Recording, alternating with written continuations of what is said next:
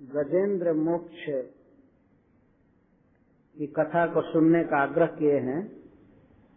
भगवान हरि किस प्रकार गजेंद्र को ग्राह से छुड़ाए, मैं सुनना चाहता हूँ। और इस कथा के विषय में श्रील सुखदेव गोस्वामी से महाराज परीक्षित कहते हैं कि इस कथा को जो कोई व्यक्ति सुनता है तो वह पुण्य प्राप्त करता है। पुण्य के दो अर्थ, एक तो वह सब प्रकार की अशुद्धि से मुक्त हो जाता है और दूसरा उसके पास स्वर्ग प्राप्ति के लिए पुण्य अर्जन हो जाता है। आप लोग ध्यान रखिए कि कथा के समय कोई यहाँ न आए। कथा के समय यहाँ पर कोई कुछ भी अर्पण करने के लिए न आए, वहीं से मना करते रहे।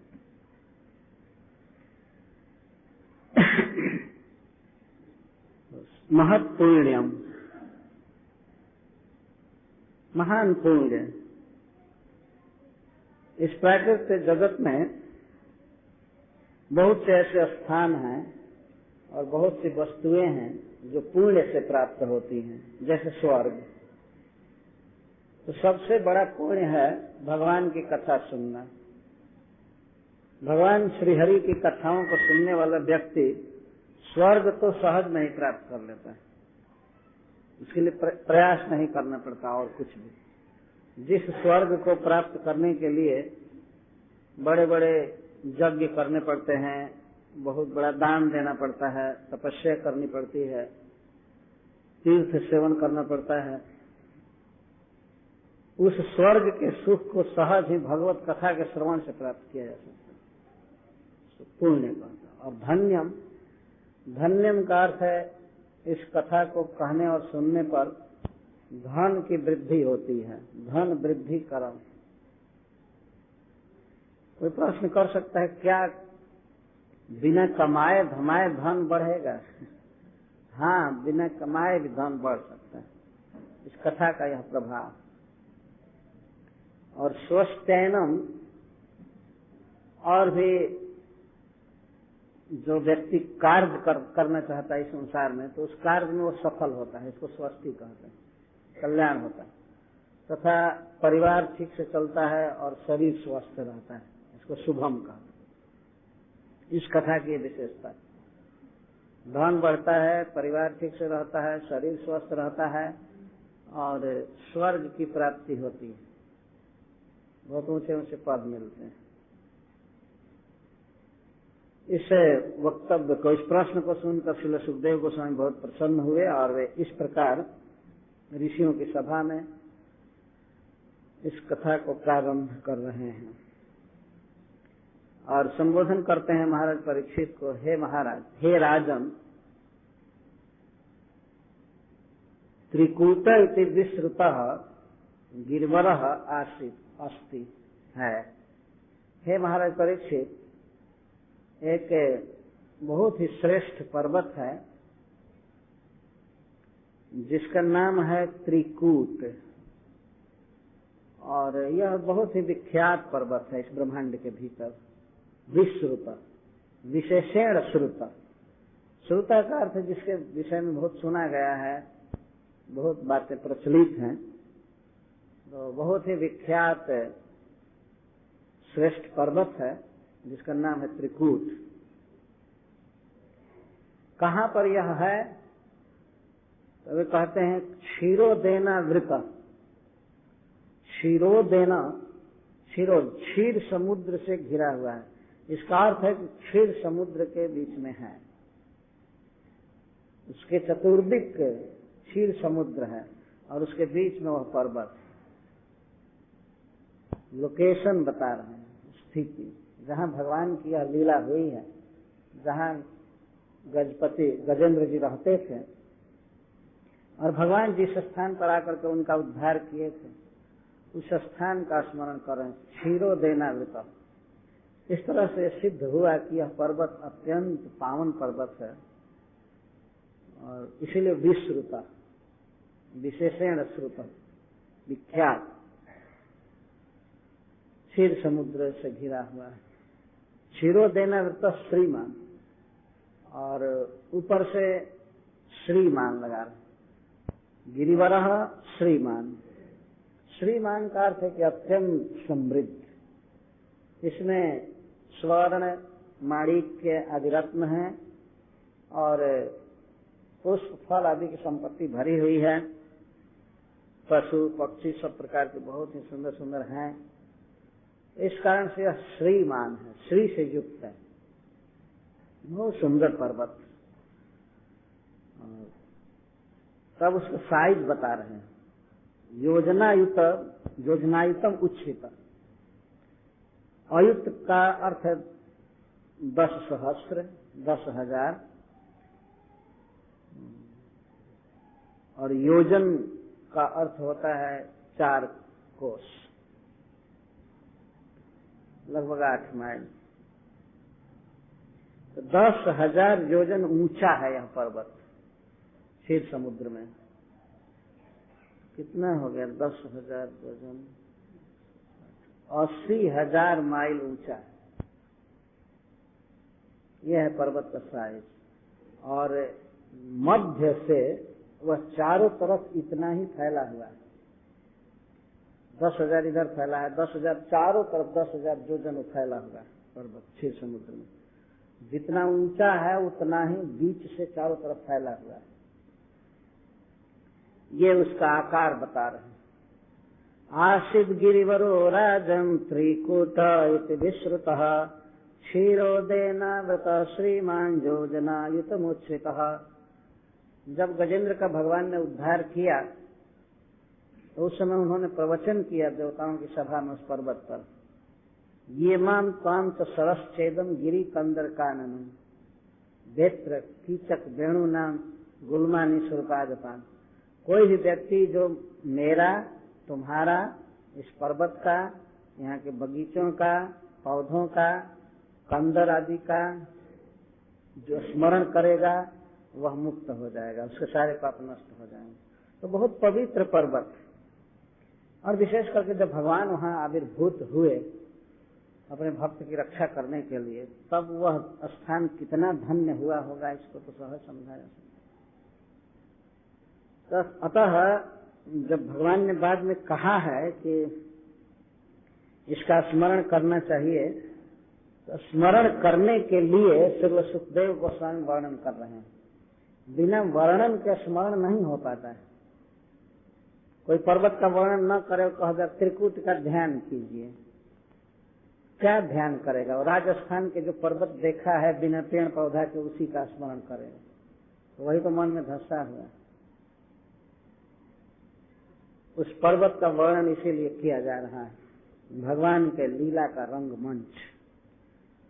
इसीलिए श्रील सुखदेव गोस्वामी बड़े विस्तार से वर्णन किए हैं। कभी कभी भक्त लोग कहते हैं अरे ये बहुत पेड़ पौधा पर्वत ये सब जाल वर्णन किया गया है। जाल नहीं है, भगवान की लीला का उपकरण है। तो आशिद गिरिवरो राजं स्त्रीकूट इति विश्रुतः क्षीरोदेनावृतः श्रीमान योजनायुतम उच्छ्रितः। क्षीरोद से आवृत, तावता विस्तृतः पर्यक। तावता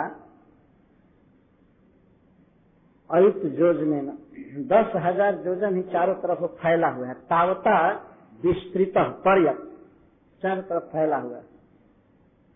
तावता का अर्थ है योजना युतेन पर्यक, परित।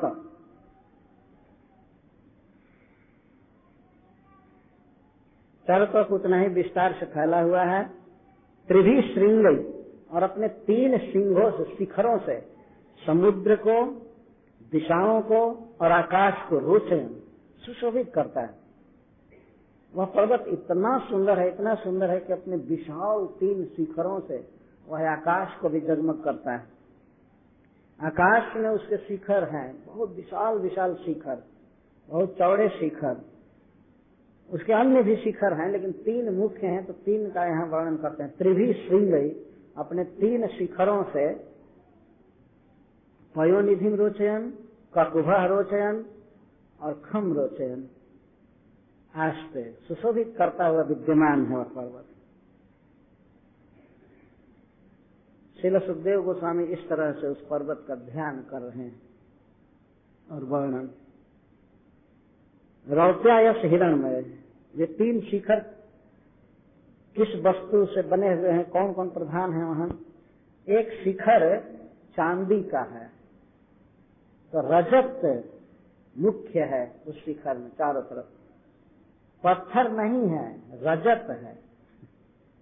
जैसे इधर हम लोग पर्वत देखते हैं तो इसमें अधिक से अधिक अगर महिमा में पर्वत है तो संगमरमर मार्बल निकलता है।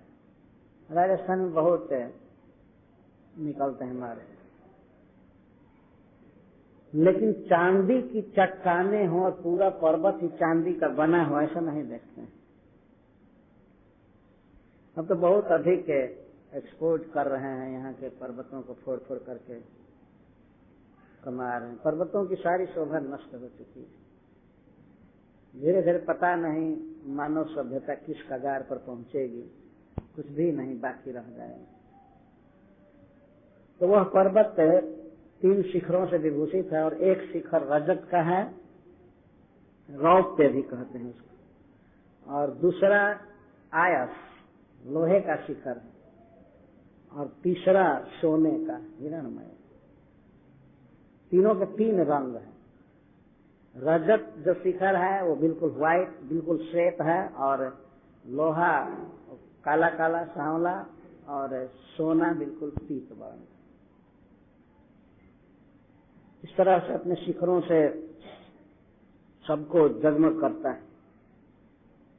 अन्यश्च ककुभ सर्वा रत्नभाक विचित्रित, और अन्यश्च इन 3 शिखरों के अलावा अन्य शिखरों के द्वारा भी, अन्यश्च त्रिभी पहले वर्णन किया और कहते हैं अन्यश्च, अन्य शिखरों के द्वारा भी ककुभा सर्वा, समस्त दिशाओं को वह रोचन आस्ते, पूर्व से अन्वय, समस्त दिशाओं को जगमग करता है वह पर्वत। रत्न धातु विचित्रित ही, और भी जो शिखर हैं वे रत्नों के बने हुए हैं और धातुओं के बने हुए हैं। रत्न ही धातुभिश्च विचित्रित ही, विचित्रित ही, भिन्न भिन्न वर्ण के शिखर हैं, भिन्न भिन्न प्रकार के रत्न और धातुएं हैं। इसके कारण वो विचित्रित लगता है, अनेक रंग का, अनेक शोभा से युक्त। नाना द्रुमलता गुलमय निर्घोष निर्झराम्भसाम, अन्य श्रृंगई और निर्झराम्भसाम निर्घोषश्च ककुभ सर्वा रोचन अस्ते इति पूर्वेण एवं अन्वय। उस पर्वत की विशेषता बता रहे हैं कि 3 तो प्रधान शिखर हैं, उनसे तो सबको सुशोभित करता ही है, और अन्य भी शिखर हैं रत्न धातु विचित्र सहित, उनसे दिशाओं को शोभित करता है। इसके साथ ही साथ निर्झराम्भसाम निर्घोषश्च, उस पर्वत में अनेक झरने झरते रहते हैं, गिरते रहते हैं। आज के युग में स्प्रिंग वाटर लिखते हैं लोग, आज स्प्रिंग वाटर बोतल में पी रहे हैं, वो भी सुलभ नहीं। पहले के लोग पर्वतों से झरते हुए झरनों के जल पीते रहते थे, अब तो सब सूखते जा रहे हैं झरने, वर्षा हो ही नहीं रही। तो त्रिकूट पर्वत अनेक प्रकार के निर्झरों के जल के निर्घोष से युक्त रहता है, और इस कारण से सारी दिशाएं बहुत सुंदर लगती हैं। तो रंग से, उस पर्वत की शोभा से, और पर्वत में जो ध्वनि होती है झरझर झरझर झरझर झरझर कलकल निनाद, उससे दिशाएं बहुत सुंदर लगती हैं, अच्छा लगता है, सुनने में बहुत अच्छा लगता है और देखने में बहुत अच्छा लगता है। निर्घोषश्च ककुभ सर्वा रोचन आस्ते इति पूर्वेण अन्वय।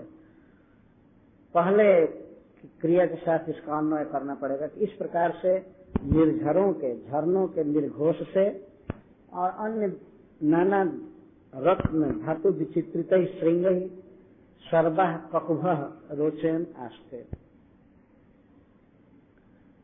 कथम भूत श्रृंग रत्न धातुभिश्च विचित्रित, और इसके साथ ही साथ नाना विधानाम द्रुमलता नाम गुल्मा जेसु तई,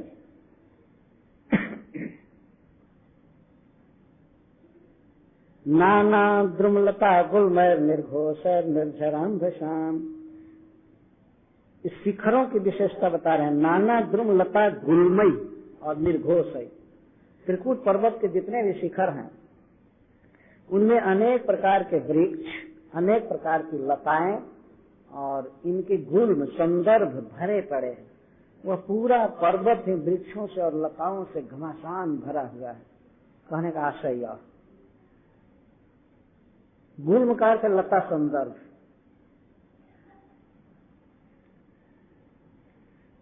वृक्षों से वह पर्वत भरा पड़ा है और निर्झरों से, रत्नों से, धातुओं से। सचावनिज्यमानांग्री समन्ता पर उर्मिभिः करोति श्यामलां भूमिं हरिन् मरकताश्मभिः। उस पर्वत में हरिन् मरकताश्मभिः पलाश वर्ण के हरे हरे मरकत मणि की चट्टाने हैं। मरकत मणि की बहुत लंबी लंबी चट्टाने हैं। इस कारण से जब सूर्य का प्रकाश पड़ता है वह प्रकाश फिर प्रतिबिंबित होकर के समुद्र पर पड़ता है या आसपास की भूमि पर। तो करोति श्यामलाम भूमि हरिण मरकताश्मभिः, आसपास के जमीन को यहाँ तक कि धवल क्षीर समुद्र को भी वह सांवला बना देता है। देखने में सांवला लगता है क्योंकि सांवली छटा प्रतिबिंबित होती है चारों तरफ। इससे यह सिद्ध हुआ कि उस पर्वत में मुख्य रूप से मरकत मणियां हैं, मरकत पत्थर हरित वर्ण के। और उस पर्वत के चरण, चरण मतलब प्रांत भाग, स्वच्छावनिज्यमानांग्री समन्तात उर्मिभिः, पयसः उर्मिभिः समन्तात अवनिज्यमाना अंग्रयो मूल प्रांता जस्य। ऐसा लगता है कि क्षीर समुद्र उस पर्वत के चरण को हमेशा पखारता रहता है। अवनिज्यमाना अंग्रयो जस्य, जब क्षीर समुद्र की तरंगे टकराती हैं पर्वत से तो श्री सुखदेव गोस्वामी कहते हैं कि उसके चरण मानो धोए जाते हैं क्षीर समुद्र द्वारा। तो कितना भाग्यशाली पर्वत, उसके चरण धोए जा रहे हैं। चरण का अर्थ मूल प्रांत, जो जमीन पर टिके हुए हैं। चारों तरफ से ऊंची ऊंची तरंगे उठती रहती हैं क्षीर समुद्र में और उससे टकराती रहती हैं चारों तरफ उस पर्वत से। ऐसा लगता है कि उसके चरण को क्षीर समुद्र धो रहा है। अवनिज्यमान, चावनिज्यमान अंग्री, चावनिज्यमाना अंग्री, चावनिज्यमान अंग्री समन्तात पय उर्मिभिः। किस तरह से धोया जाता है? दूध की लहरों से वो पर्वत चारों तरफ से धोया जाता है। ध्यान रखना चाहिए कि क्षीर समुद्र में जो क्षीर है, जो दूध है, वो यहाँ जैसा नहीं है कि 10-12 घंटे में सड़ जाएगा, दुर्गंध आने लगेगी। वह अमृत है, दिव्य है, साधारण दूध नहीं है।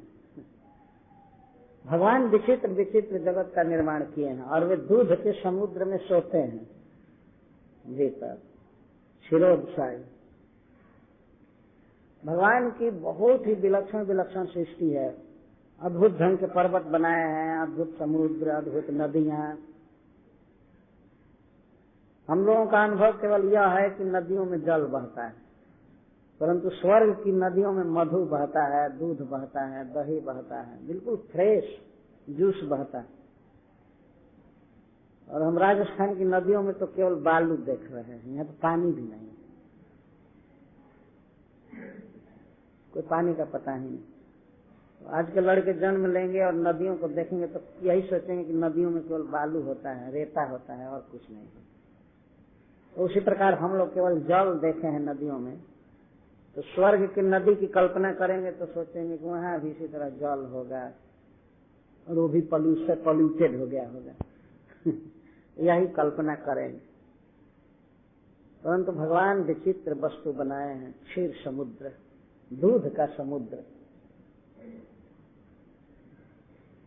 एक कवि ने लिखा है कि एक बार भगवान श्री कृष्ण अपने माँ की गोद में जब बच्चा थे, खेल रहे थे, तो वे चंद्रमा को पाने का हठ करने लगे। मैया चंद्र खिलौना लाई हूँ, चंद्रमा को ला दो, चंद्रमा को ला दो, खेलूंगा खेलूंगा खेलूंगा। तो बड़े हठ कर रहे थे। तो माँ ने एक जुक्ति निकाला मना करने के लिए। तो कहा बेटा उसके साथ मत खेलो, वो जो काला काला धब्बा है, कलंक है चंद्रमा में, वो विष है, क्योंकि विष इसका भाई है। विष भी समुद्र से निकला था और चंद्रमा भी निकला था, तो काला विष है, उसको छूते ही मर जाओगे, इसलिए तुम उसको मत मांगो। तो श्री कृष्ण सो रहे थे उस समय, माँ के गोद में पूछने लगे किसने समुद्र मंथन किया था? दूध का समुद्र है? तो माँ ने कहा हाँ हाँ दूध का समुद्र है। तो कृष्ण कहते कितनी गायों ने मिल करके दूध दिया था ये समुद्र बन गया। और तो माँ तो परेशान हो गई। यशोदा कहती है कि अरे बेटा वो बिना गाय के ही दूध बना है। तो श्री कृष्ण कहते हैं बिना गाय के दूध कैसे बन सकता है? माँ कहती है जो गाय में दूध बनाया है वो बिना गाय का दूध नहीं बना सकता है। तो कृष्ण कहते हैं हाँ ठीक कहते हैं, ठीक है। क्यों मथा था समुद्र को? केवल देखो, छूना चाहोगे तो भाग जाएगा। तो इस तरह से भगवान लीला करते हैं। एक विचारणीय बात है कि क्षीर समुद्र में दूध आया कहाँ से, और वह क्षीर समुद्र इस खारे समुद्र की अपेक्षा कई गुना बड़ा है, जिसमें दूध ही दूध, दूध ही दूध, दिव्य अमृत भरा पड़ा है। और वह समुद्र अपनी उतार तरंगों से त्रिकुट पर्वत के चरण को पखारता रहता है। इतना महिमान है वो पर्वत। स्वचावनुज्यमानंघ्रि समन्ता पय उर्मिधि, पय उर्मिधि, पय शब्द का जल भी होता है, पय का दूध होता है। पयसह उर्मिधि, पय के उर्मियों से इसके चरण पखारे जाते हैं। करोति श्यामलाम भूमि हरि मरकतासु, अपने हरे हरे मरकत मणियों से, मरकत मणि की चट्टानों से वह पर्वत अपने आसपास की भूमि को श्यामलाम करोति, श्यामला बना देता है। यह है ध्यान शोभा उस पर्वत की।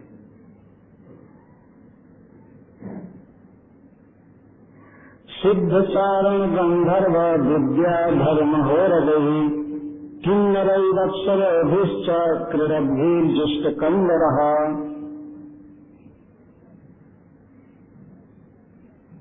उस पर्वत की कंदराएं, गुफाएं ऐसी हैं जिनमें सिद्ध, चारण, गंधर्व, विद्याधर और महानागगण, ये भी देवताओं की जाति, तथा किन्नर और अप्सराएं विहार करती हैं। मनुष्य की पहुंच नहीं है वहां पर, ये समझ लेना चाहिए। इस ब्रह्मांड में बहुत ही उच्च कोटि के जो जीव हैं, केवल उन्हीं अधिकार है उस पर्वत में जाने का। क्रीडद्भिः जुष्ट कंदरः, ये सब खेल करते हैं, विहार करते हैं, आते रहते हैं। और विहार में भगवान का कीर्तन ही मुख्य होता है। सिद्ध, चारण, गंधर्व, किन्नर, अप्सराएं आते हैं, विहार करते हैं, भगवान की विविध लीलाओं को गाते हैं। और विशेष करके गुफाओं में थोड़ा कम कीजिए।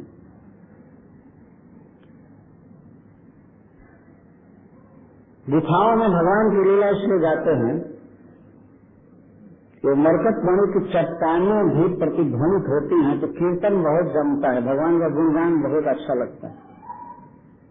आज भी कुछ बच्चे जाते हैं पर्वत के पास तो कुछ बोलते हैं, तो पर्वत भी प्रतिध्वनि करता है, बोलता है, तो चारों तरफ भगवान का गुणगान टकराता है। तो सिद्ध, चारण, गंधर्व, विद्याधर, किन्नर और अप्सराएं, ये बहुत ही पवित्र लोग हैं जिनका जीवन भगवान के गुणगान में डूबता है, बहुत पवित्र। तो ये लोग उस पर्वत पर जाते हैं, उसकी कंदराओं में क्रीड़ा करते हैं। क्रीड़ा का अर्थ है सुख विहार, और सुख विहार का अर्थ है भगवान का कीर्तन, गुणगान करते रहते हैं। इस तरह से पर्वत धन्य है। इसके कंदराओं में क्रीड़ा करते हैं और कंदरा एक उपलक्षण है, इधर उधर वन में चारों तरफ विहार करते हैं, सुख से रहते।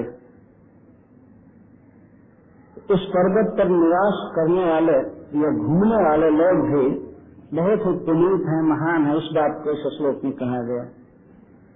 यत्र संगीत संनाद मदद गुहमर्षया अभिगर्जन्ति हरवः श्लाघिनः परशंकया। किन्नर, अप्सराएं, विद्याधर, चारण, गंधर्व आदि जब वहाँ सम्नाद करते हैं, सम्यक नाद भगवत जस का गान करते हैं, तो वह गान इतना सुंदर फैलता है और गुफाओं में और जहाँ तहाँ उसकी प्रतिध्वनि होती है, आवाज फैलती है। तो जिस प्रदेश से आवाज आती है उस प्रदेश की तरफ मुंह करके सिंह दहाड़ने लगते हैं। उन्हें शंका होती है कि कोई सिंह दहाड़ रहा है, और एक सिंह दहाड़ता है तो दूसरे सिंह भी दहाड़ने लगते हैं, क्योंकि वो सोचते हैं कि हमारे प्रतियोगिता में सिंह दहाड़ रहा है। तो सब जगह प्रतिध्वनि होती रहती है, सिंह दहाड़ते रहते हैं। क्यों दहाड़ते हैं? अमर से असहनीय न, एक सिंह को सहन नहीं होता है दूसरे सिंह का दहाड़ना। लेकिन मूल में कुछ सिंह क्यों दहाड़ते हैं? क्योंकि गुफाओं में भगवान का कीर्तन होता है, जस गान होता है, आवाज होती है, तो ये समझते हैं कि कोई सिंह दहाड़ रहा है, और इस कारण से ये आवाज करने लगते हैं। मदद गुहम अमर सया अभिगर्जन्ति हरया, हरि का अर्थ सिंह, हरया सिंहा, अभिगर्जन्ति खूब अच्छा से गरजने लगते। श्लाघिनम परसम गया, श्लाघिनम क्योंकि प्रत्येक सिंह है ऐसा मानता है कि मैं ही सबसे बड़ा हूँ, बलवान हूँ, और परसंकया दूसरा सिंह दहाड़ रहा है, बोल रहा है, इस शंका से ये दहाड़ने लगते, बोलने लगते। तो सिंह उस पर्वत पर हैं बहुत मात्रा में और वे दहाड़ते रहते हैं। यत्र संगीत संनाद मदद गुहमर्षया, संगीत का संनाद होता है, सुंदर गीत का सुंदर स्वर, संगीत संनाद। मदद गुहम, वहाँ की गुफाएं, कंदराएं, मदद भी गुहा ध्वनित होती रहती हैं, और उसको सुन करके सिंह को शंका होती है, पर शंका, तो दूसरा सिंह दहाड़ रहा। तो इस तरह से वह पर्वत सिंह की दहाड़ों से युक्त है, निर्झरों के जल की ध्वनि से युक्त है, अनेक प्रकार के रत्नों से, चट्टानों से, मरकतमणि की चट्टानों से सुशोभित।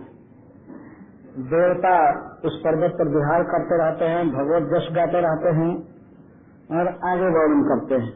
नानारण्य पशुव्रात संकुल द्रव्यलंकृत चित्र द्रुमशिरोद्यान कलकंठ विहंगम। नाना ये आरण्य पशव तेषां व्रतै संकुलाभिर्द्रोणिभिः अलंकृतम आस्ते। वह पर्वत और कैसा है कि नाना रंग पशुव्रात संकुल द्रोण अलंकृत, नाना अनेक प्रकार के आरण्य पशु, जंगली पशु वहाँ रहते हैं, वन में रहने वाले पशु, और जो झुंड के झुंड है, उनके व्रात, उनके समूह से संकुल द्रोणी, उस पर्वत की घाटियां, उस पर्वत की द्रोणियां भरी रहती हैं, अलंकृत रहती हैं। किसी पर्वत के द्रोणी की शोभा वास्तव में पशुओं से है। द्रोणी का अर्थ होता है पर्वत के लंबे लंबे शिखर और ऊंचे ऊंचे भाग एक तरफ फैले रहते हैं, इधर उधर, और बीच में बहुत बड़ा मैदान होता है, क्षेत्र होता है, उसको द्रोणी कहते हैं।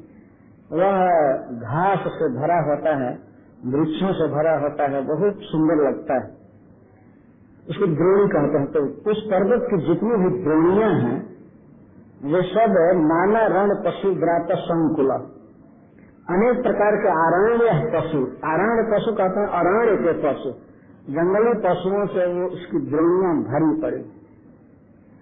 अलंकृत, वह पर्वत अलंकृत है, सुशोभित। जिस पर्वत पर पशु ही न हो वह पर्वत शोभा नहीं दे सकता। न घास है, न झाड़ है, कुछ नहीं। आजकल के पर्वत ऐसे होते जाते हैं। मनुष्य वृक्षों को काटता जा रहा है, काटता जा रहा है। हम तो देखते हैं हमारे भारतवर्ष में बहुत कम ऐसे पर्वत बचे हैं जिन पर कुछ वृक्ष अभी हैं। तो सारे पर्वत सन्यासी के कपार की तरह काट करके चिकने कर दिए, कहीं कोई वृक्ष नहीं दिखाई पड़ रहा।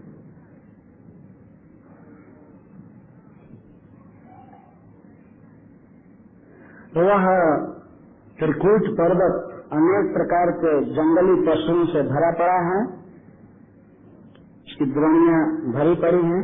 और चित्र द्रुम सूर्योद्यान कलकंठ विहंगम, और विचित्र द्रुम है वहाँ।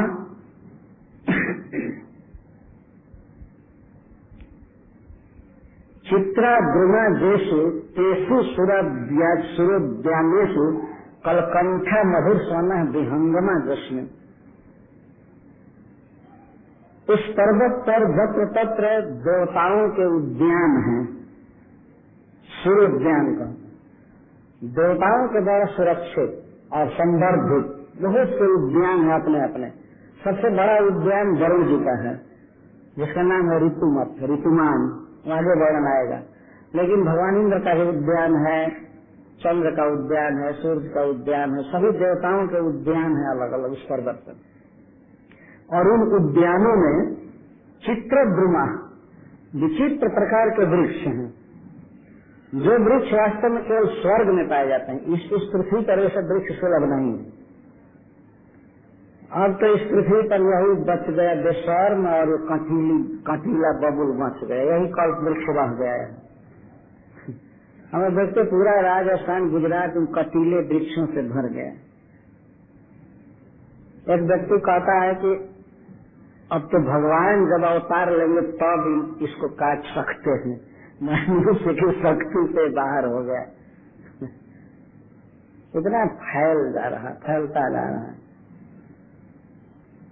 पशुओं के लिए कोई काम में नहीं आता है, मनुष्यों के लिए कोई काम में नहीं, केवल एक जलावन के काम में आता।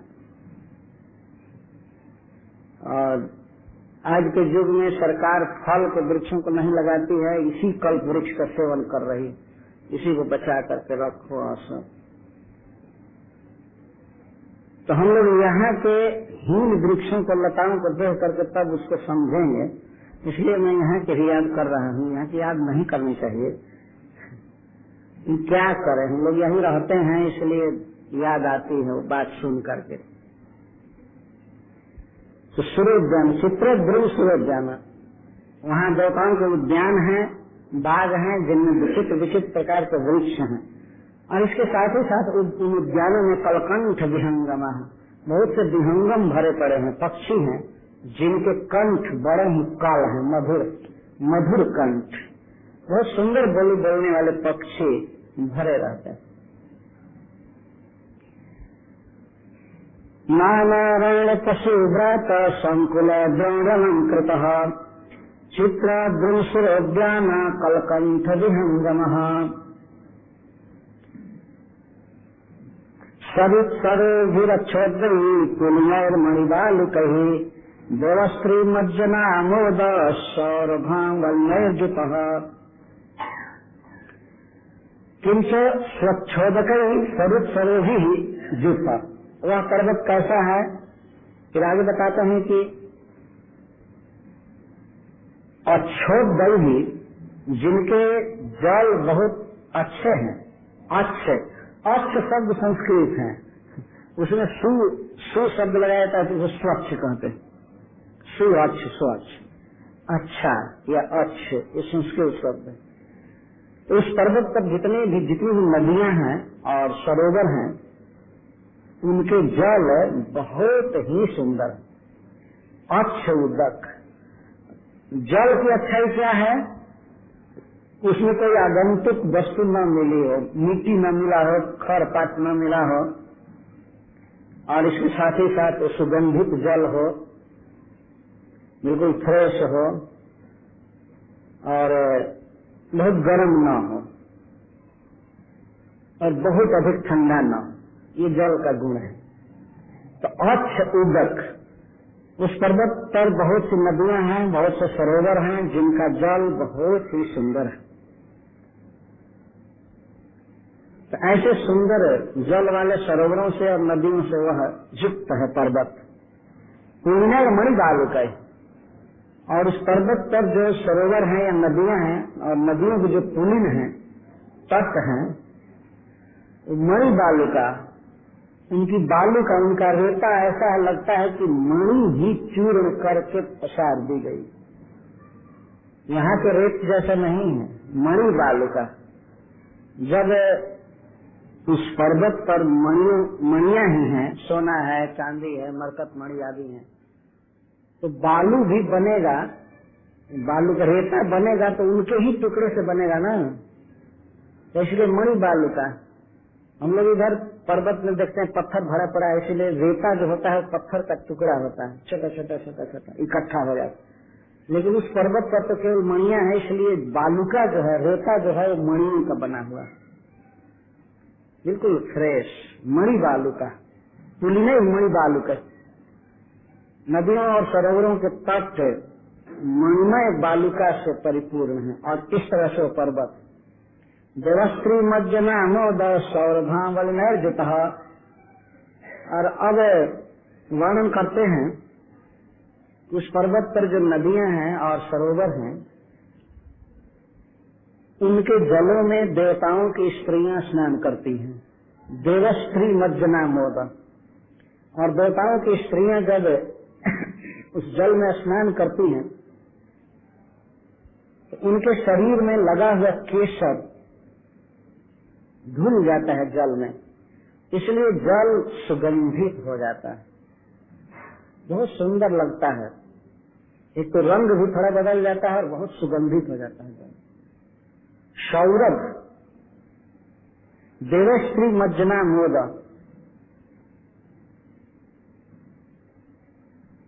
देवस्त्रीणाम मज्जनेन य आमोदस तेन सौरभ जुक्तानि अंबूनि अनिलाश्च तैश्च जुता इति।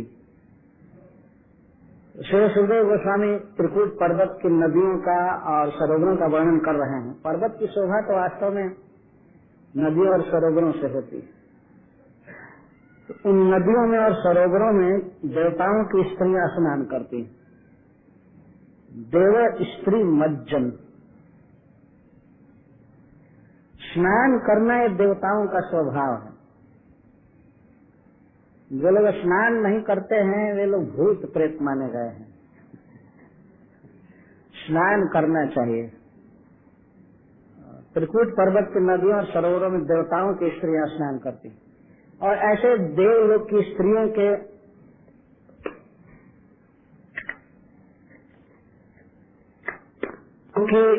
स्त्रियों के शरीर में स्वाभाविक आमोद रहता है।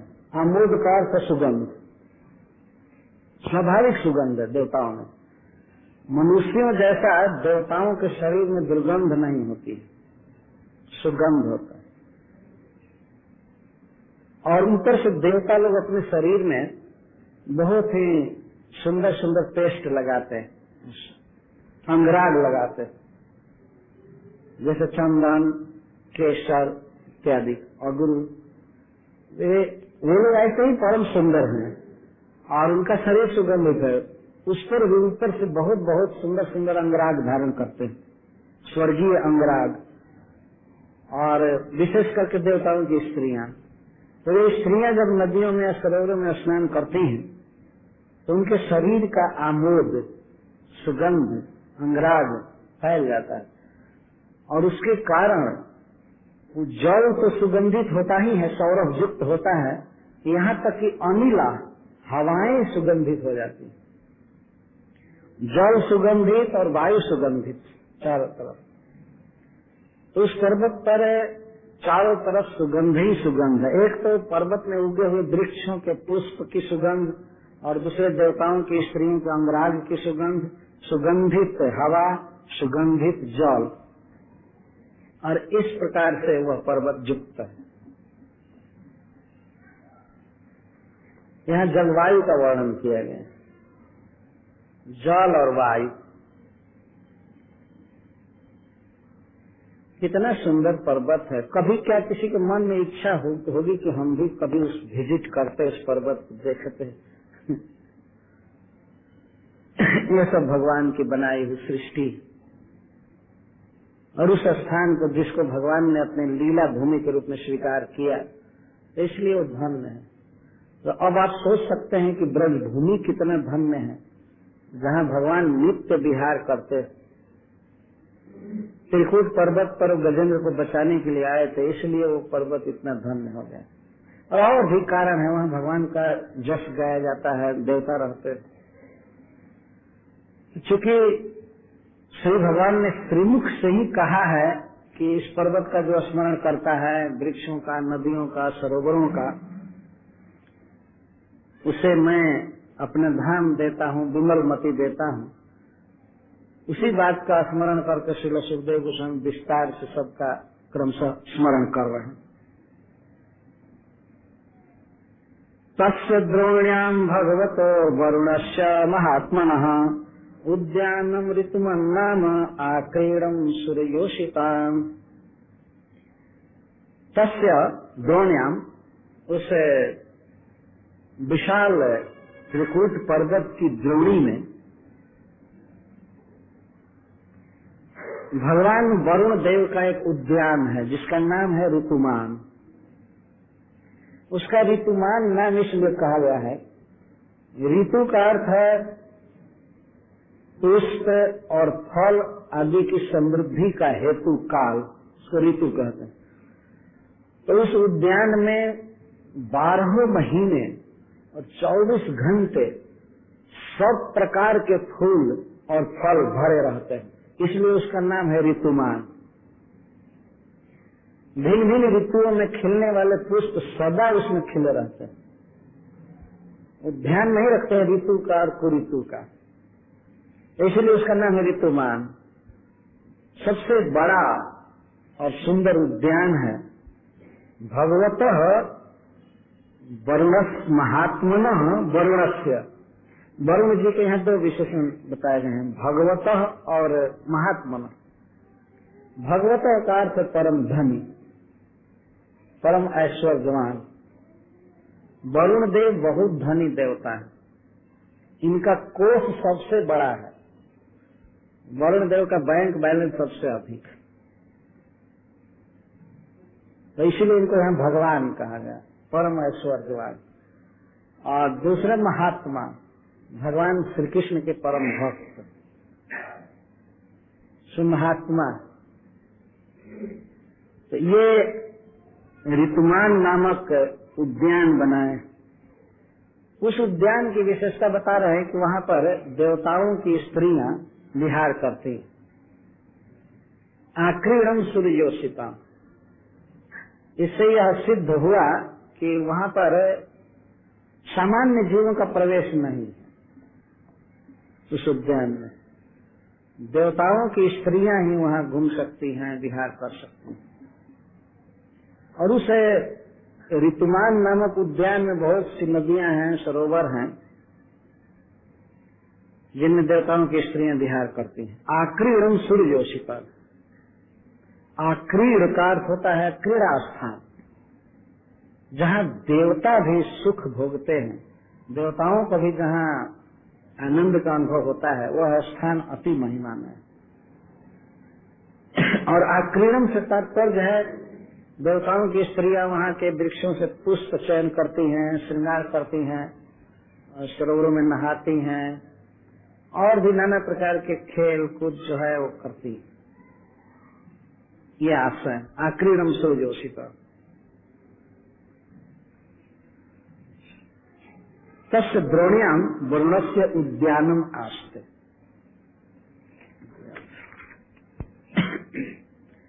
सर्वतोलंकृतम विद्य नित्यम पुष्प फलद्रुमहि। तो आधे श्लोक में उस ऋतुमान नामक उद्यान का वर्णन किया जा रहा है। सर्वतोलंकृतम दिव्य नित्यम पुष्प फलद्रुमहि, वह ऋतुमान नामक उद्यान सब तरह से अलंकृत है, दिव्य पुष्प फल द्रुमों से अलंकृत है। ऐसे वृक्षों से वह अलंकृत है जिसमें नित्य पुष्प और फल लगे रहते हैं। नित्यम पुष्प फल द्रुमहि। उस त्रिकूट पर्वत के ऋतुमान उद्यान में ऐसे वृक्ष लगे हैं जिनमें नित्य ही फूल लगे रहते हैं और फल लगे रहते हैं। यह नित्य का तात्पर्य यह है कि प्रतिदिन फ्रेश लग जाते हैं। ऐसा मत समझिए कि पुराने फल लगे हुए हैं, कोई खाने वाला नहीं है और गिरते होंगे, सड़ जाते होंगे, ऐसा नहीं। वृक्षों का ऐसा स्वभाव है कि नित्य ही फल लगे रहते हैं, लगते रहते, आते रहते, नए नए फूल आते रहते हैं। और वे सब वृक्ष दिव्य ही स्वर्गीय पुष्प हैं। सुखदेव गोस्वामी इस पृथ्वी पर कथा कह रहे थे, वे स्मरण कर रहे हैं कि वे यहाँ के वृक्ष नहीं हैं, वे दिव्य वृक्ष हैं स्वर्ग के। तो वह उद्यान, वह ऋतुमान नामक उद्यान इस प्रकार के वृक्षों से सब ओर से अलंकृत है, भरा हुआ है। यहाँ तक उद्यान का वर्णन किया गया। पुनः पर्वत का वर्णन करते हैं।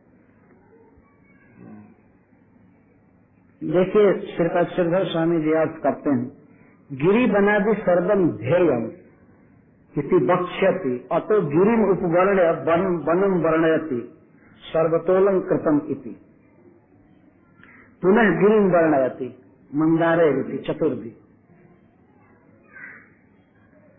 गिरी वन आदि सर्वम ध्येयम, गिरी पर्वत और वन आदि का ध्यान करना चाहिए। इति वक्ष्यति, आगे भगवान इसको कहेंगे। अतः गिरिम उपवर्ण्य वनम वर्णयति, पर्वत का वर्णन करके वन का वर्णन करते हैं।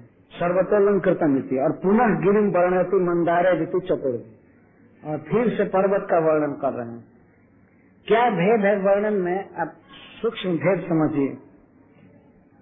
उद्यानम शब्द दिया गया उधर, इसलिए ये जो वर्णन आया है सर्वतोलंकृतम, अलंकृतम, लेकिन जब पर्वत का वर्णन आएगा तो वृतः शब्द आएगा, वृत न तो वृतम। तो ये यहाँ भेद लक्षित हो रहा है। अब पुनः पर्वत का वर्णन 4 श्लोकों में कर रहे हैं।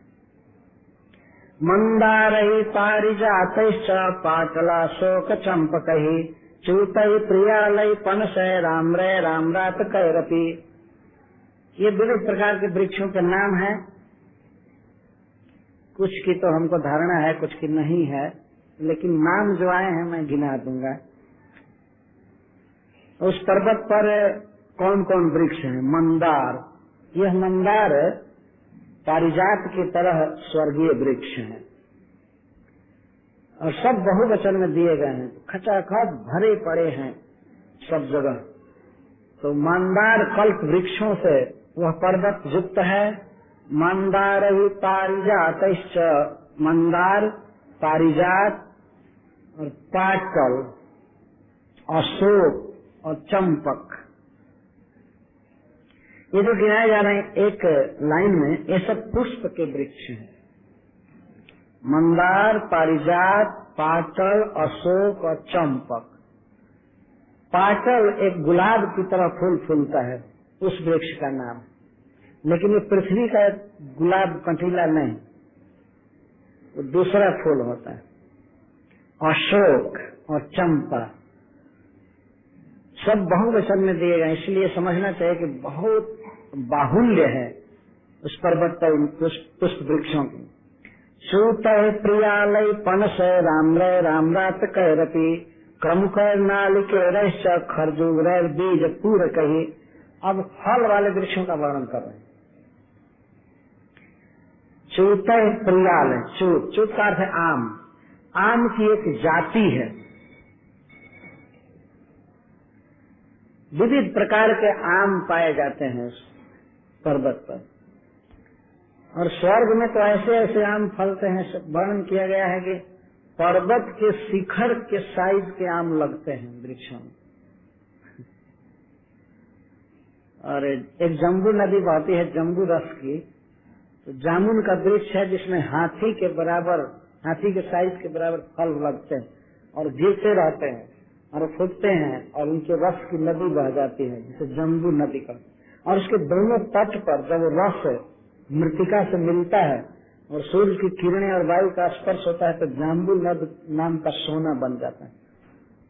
वह सोना इस पृथ्वी पर सुलभ नहीं है, केवल देवताओं के भाग्य में, केवल सुनने भर के लिए है। यहाँ का जो सोना है वो बिल्कुल घटिया किस्म का सोना है, किसी काम का नहीं है। देवता लोग तो उस पर फूकने में भी हिचकिचाएंगे ऐसा, और उसी को लोग बड़े आराम से धारण करते हैं। देवता लोग जाम्बू नद नाम का सोना पहनते हैं। तो इसी तरह से एक आम का वृक्ष है जिसमें पर्वत के शिखर जैसे बड़े बड़े आम, अनार जिसमें बीज भरा रहता है उसको बीज पूरक कहते हैं, अनार, मधुकई, महुआ, साल, तालस्य, साल और ताल, पता नहीं साल कौन सा फल का वृक्ष, और ताल वृक्ष। तो कोई कोई ऐसे भी वृक्ष हैं जो फल नहीं देते हैं, केवल लकड़ी के काम में आते हैं। शाल, तालस्य, तमालय, रसनार्जुन, तमाल, असन, अर्जुन, अरिष्ट, उदुम्बर, उदुम्बर का अर्थ है गुलर,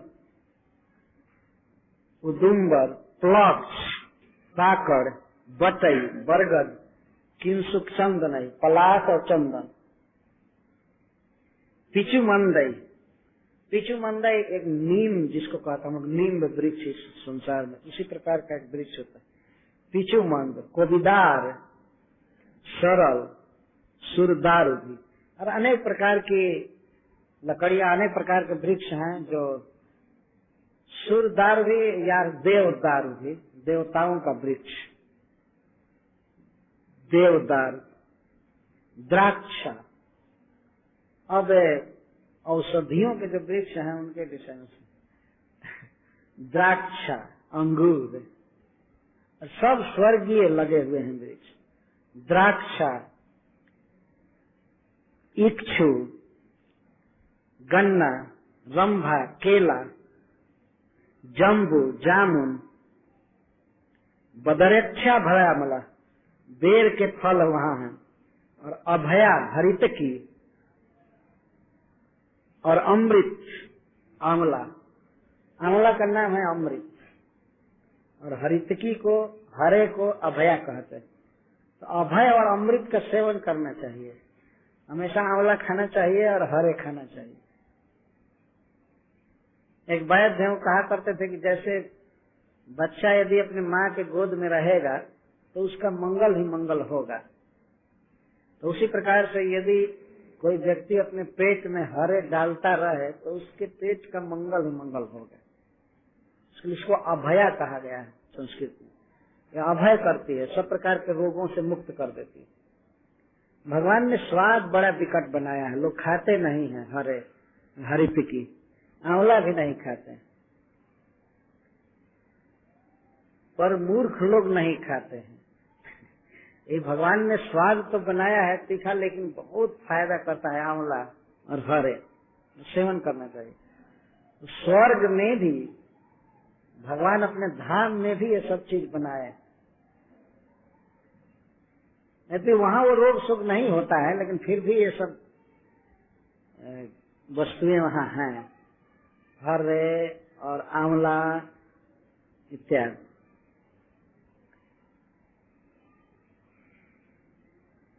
बिल्वई, कपित्थ, जम्बीर, वृतो, भल्लाद, काजभी।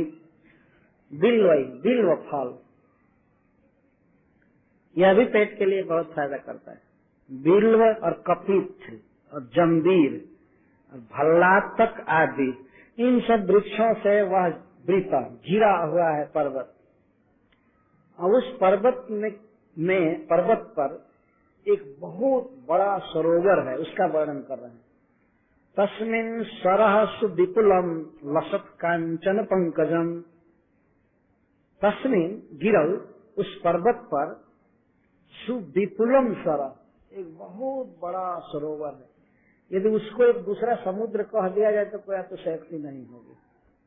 जिस सरोवर में वो ग्राह रहता था, गजेंद्र को पकड़ा था, उस सरोवर का वर्णन प्रारंभ किया जा रहा है। तो उसके चतुर्दिक साइट का वर्णन सुखदेव गोस्वामी पहले किए। उस पर्वत पर एक सरोवर है, उसके साइड का वर्णन तो नाप करके नहीं बोल रहे हैं, लेकिन कहते हैं सुविपुलम। सुविपुलम, विपुलम, पुल का अर्थ होता है सेतु, बांध बनाना। संस्कृत में पुल का अर्थ होता है सेतु, और विपुल का अर्थ होता है जिस पर सेतु नहीं बनाया जा सकता, बहुत बड़ा, इसका अर्थ ये हुआ विपुल। और उसमें भी सुविपुल, अतिशय बड़ा, दोनों तरफ से बहुत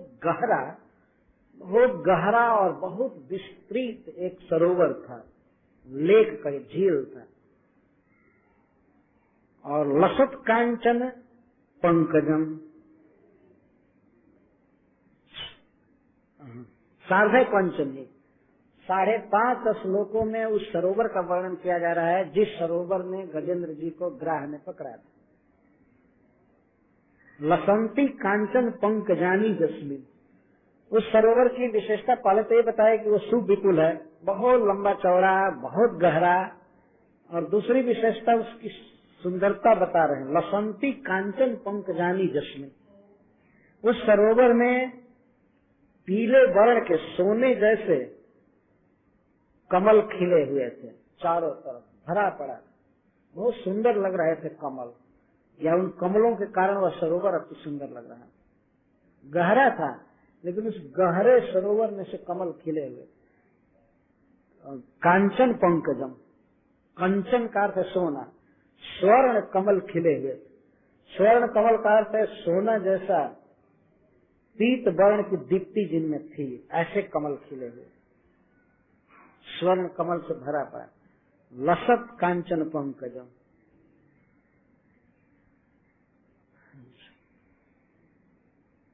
कुमुदोत्पल कहलारा शतपत्र श्रीवर्जितम मत्त षटपद निर्घुष्टम शकुंतैश्च कलस्वनहि। और वर्णन कर रहे हैं सरोवर का कि कुमुद, उत्पल, कहलार और शतपत्र आदि के सौंदर्य से वह ऊर्जित था। कई प्रकार के कमल और भी खिले हुए थे। कुमुद, कुमुद का अर्थ है कोई, कुमुदनी, जो प्राय इस पृथ्वी पर हम लोग देखते हैं। कुमुदनी शरद ऋतु में खिलती है, ये बिल्कुल उज्जवल वर्ण की होती है कुमुदनी। और उत्पल, उत्पल का अर्थ है श्वेत कमल, कहलार का अर्थ है रक्त कमल, और शतपत्र बहुत बड़ा बड़ा कमल, ये सब उसमें खिले हुए थे। और उनके श्रिया, कुमुदादि नाम श्रिया ऊर्जितम सुशोभितम मत्त षटपद निर्घुष्टम, और उन कमलों पर, उस सरोवर में उन कमलों पर मतवाले अच्छे आनंद में भौरे भन भन कर रहे थे, गुंज रहे थे, भौरे गुंजार कर रहे थे। मत्त षटपद निर्घुष्टम शकुंत से कलश सोना, और इसके साथ ही साथ शकुंत कलश सोना, मधुर स्वर वाले पक्षियों के द्वारा उस सरोवर बड़ा गुंजरित रहता था, निर्घोष होता रहता। वन की शोभा का वर्णन अलग से किए, वन में रहने वाले पक्षियों का अलग वर्णन किए। सरोवर में रहने वाले पक्षियों के विषय में कहते हैं उन जल पक्षियों से वह बड़ा सुंदर लगता था सरोवर, और कमल भरे पड़े थे।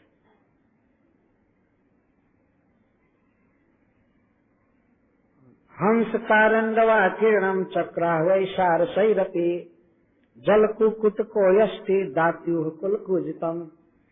अब विशेष प्रकार के जल पक्षियों का वर्णन करते हैं। उस सरोवर में कौन कौन पक्षी रहते थे? हंस, कारंडव, इन सब से भरा पड़ा था। हंस कारंडवा किरणम, हंस से और कारंडव से भरा हुआ था। चक्रावे सारसैरपी, और चकवा पक्षी से भरा हुआ था, सारसों से भरा हुआ था। जल कुकुट, जल मुर्गा से, कोई पक्षी है जिसे जल मुर्गा कहते हैं, जल कुकुट, कोयष्टि, और दात्यु, दात्यु का अर्थ चातक इत्यादि। दात्यु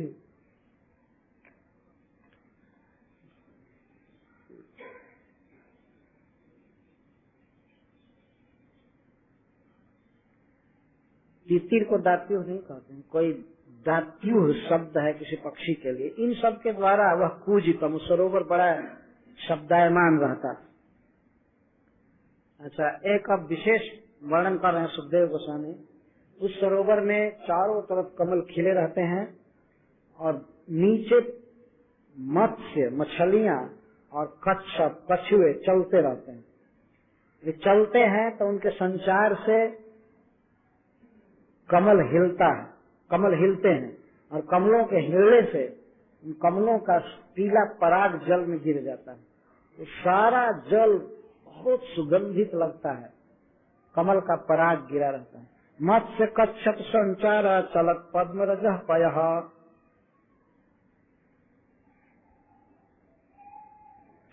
नाम कच्छपा नाम च संचारेण चलताम पद्मा नाम रजसा युक्तम पयो जस्मिन तत्। उस सरोवर का जल कैसा है?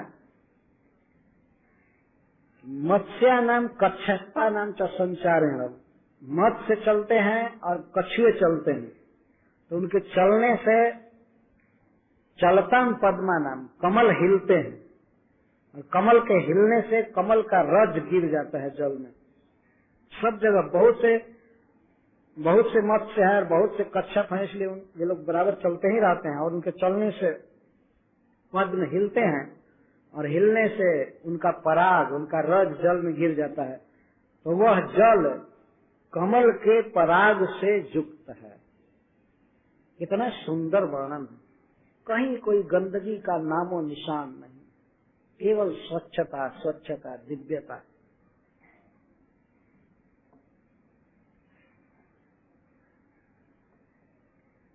ध्यान रखिए कि उन सरोवरों में, ऐसे सरोवरों में जो मत्स्य और कछुए रहते हैं, उनको मारने वाले कोई भी लोग वहां नहीं रहते हैं। इधर के तो नदियों से और सरोवरों से लोग मछलियों को निकाल कर खा जाते हैं और कमल का कोई पता ही नहीं, एक भी कमल नहीं, सब कचड़ा बहता रहता है। और ऐसे लोग जब देवताओं पर विचार करते हैं तो कहते हैं देवता है ही नहीं, सब ऊपर का लोग सुनसान है, केवल हम ही लोग हैं इस सृष्टि में, ऐसे वर्णन करते हैं। लेकिन श्री सुखदेव गोस्वामी वर्णन कर रहे हैं त्रिकूट पर्वत का, उसकी शोभा का, उसके सौंदर्य का, साइट का।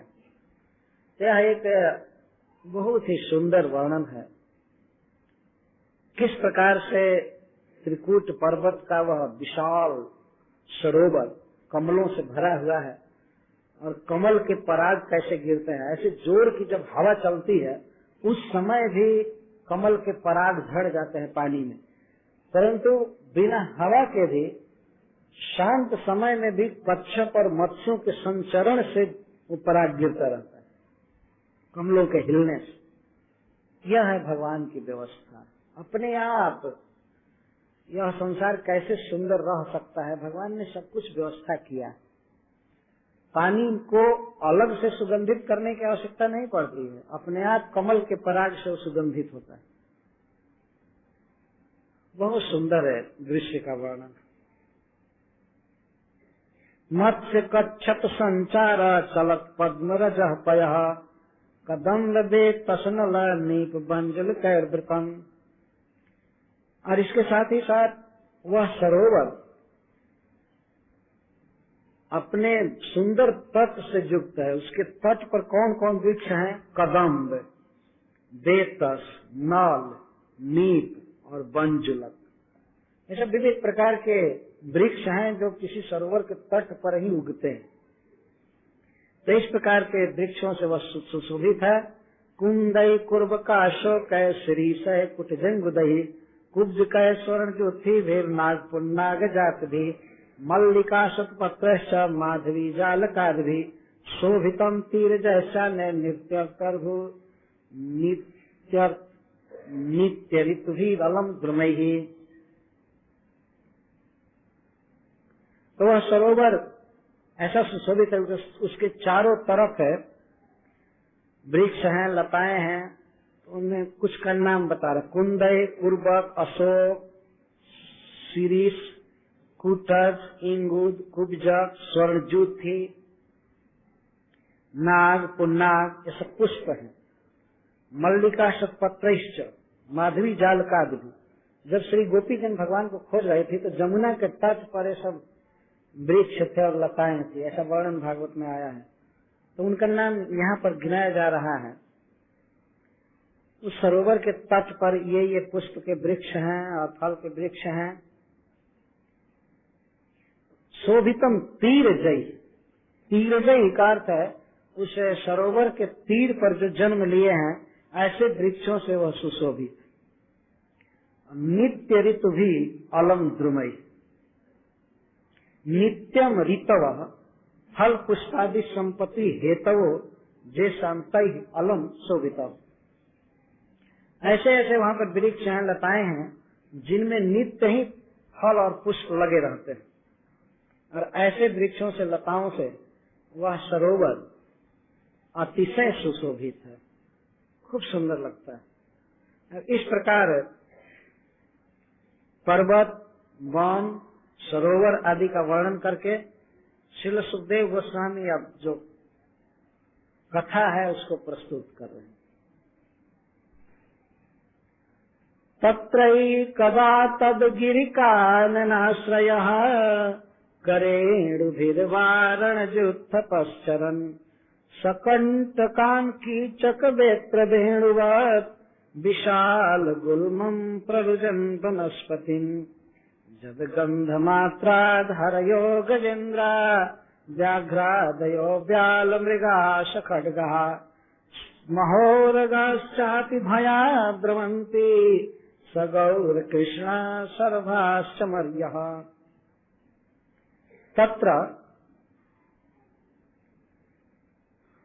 तत्र एवं सति एकदा तद्गिरि काननाश्रयो वारणजुत्थपः करेणुभिश्चरन् त्रिसार्वितेन स्वजूथेन वृतः सरोवराभ्यासं समीपम् आगमत् इति पंचमेन अन्वय।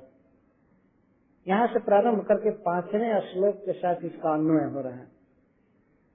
अर्थात 5 श्लोकों में जो वर्णन है वो एक प्रसंग, एक धारा में वर्णन किया गया है।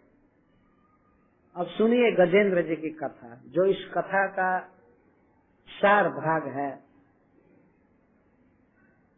तत्रैकदा तद्गिरिकाननाश्रय, एक बार की बात है, एकदा तद्गिरिकाननाश्रय, उस पर्वत के कानन में जो आश्रय लिया था, उस पर्वत के वन में निवास करने वाला एक गजेंद्र था। वारण जुत्थप, वारण का अर्थ है हाथी और जुत्थप का अर्थ है जुथ का नेता, पालन करने वाला। हाथी का स्वभाव है वह झुंड में रहता है, जुथ में रहता है, और सिंह का स्वभाव है वह अकेला रहता है। भिन्न भिन्न प्रकार का स्वभाव होता है पशुओं का। मनुष्यों में भी कुछ लोग अकेले रहना चाहते हैं, कुछ लोग झुंड में रहना चाहते हैं, जुथ में रहना चाहते हैं। तो हाथियों का स्वभाव है जुथ में रहते हैं, और उस जुथ का कोई न कोई पालक होता है, उसको यूथक कहते हैं, यूथक। तो एक बहुत बड़ा शक्तिशाली गज था, हाथी था, जो समस्त हाथियों का सरदार था। गज जुत्थप, वारण जुत्थप। तो उस पर्वत में और उस पर्वत के वन में वो आश्रय लिया था, वहीं रहता था। तद्गिरि काननाश्रय। एक बार की बात है, वह हथिनियों के साथ वन में विहार कर रहा था। ये हाथी का स्वभाव है, वो बहुत सी स्त्रियों को लेकर के घूमता रहता है। बहुत सी हथिनियां रहती हैं और बारी बारी से सबके कंधे पर, देह पर अपनी सूंड को रखता है और रक्षा करता है सबकी, और चलता है और उनके साथ रमण करता है। तो करेणु भी, करेणु का अर्थ हथिनियों के साथ वारण जुत्थ पश्चरन, वो घूम रहा था, विचरण कर रहा था।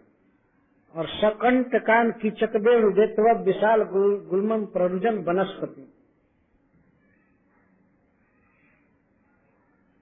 उस समय वह बेत, कीचक और वेणु आदि के गुल्म को, झुरमुट को, प्ररुजन, प्ररुजन का अर्थ रौंदता हुआ घूम रहा था। हाथियों का झुंड चल रहा था, जिधर बांस पड़ गए, कीचक या बेंत, तो वो सब तहस नहस कर देता था, घूम रहा था। प्ररुजन का अर्थ है प्रभंजन, तोड़ता हुआ, रौंदता हुआ घूम रहा था। कथम भूत, कैसा हाथी था। अब समान रूप से उसके स्वभाव का, प्रभाव का वर्णन कर रहे हैं। कथम भूत जद गंध मात्राधरयो गजेन्द्रा व्याघ्रादयो व्याल मृगा सखड्गा। जद गंध मात्राधरय सिंहा गजेन्द्रादय च भयाद्रवंती पलायन्ते। इतना महान बलशाली वह गज था कि उसके गंध को पाते ही सिंह पलायन कर जाते थे, भाग जाते थे। जबकि सिंह के डर से हाथी भागते हैं, सिंह कभी नहीं भागता है, परंतु यह गजेंद्र इतना शक्तिशाली था, इसका गंध पा करके लोग भाग जाते थे। गंध का अर्थ है उद्देश्य, गंध का अर्थ शरीर से निकलने वाला गंध नहीं है। गंध का अर्थ है कि सिंह को पता लग जाता था कि वो इधर है निकट में, तो सिंह सब भाग जाते थे भय के मारे।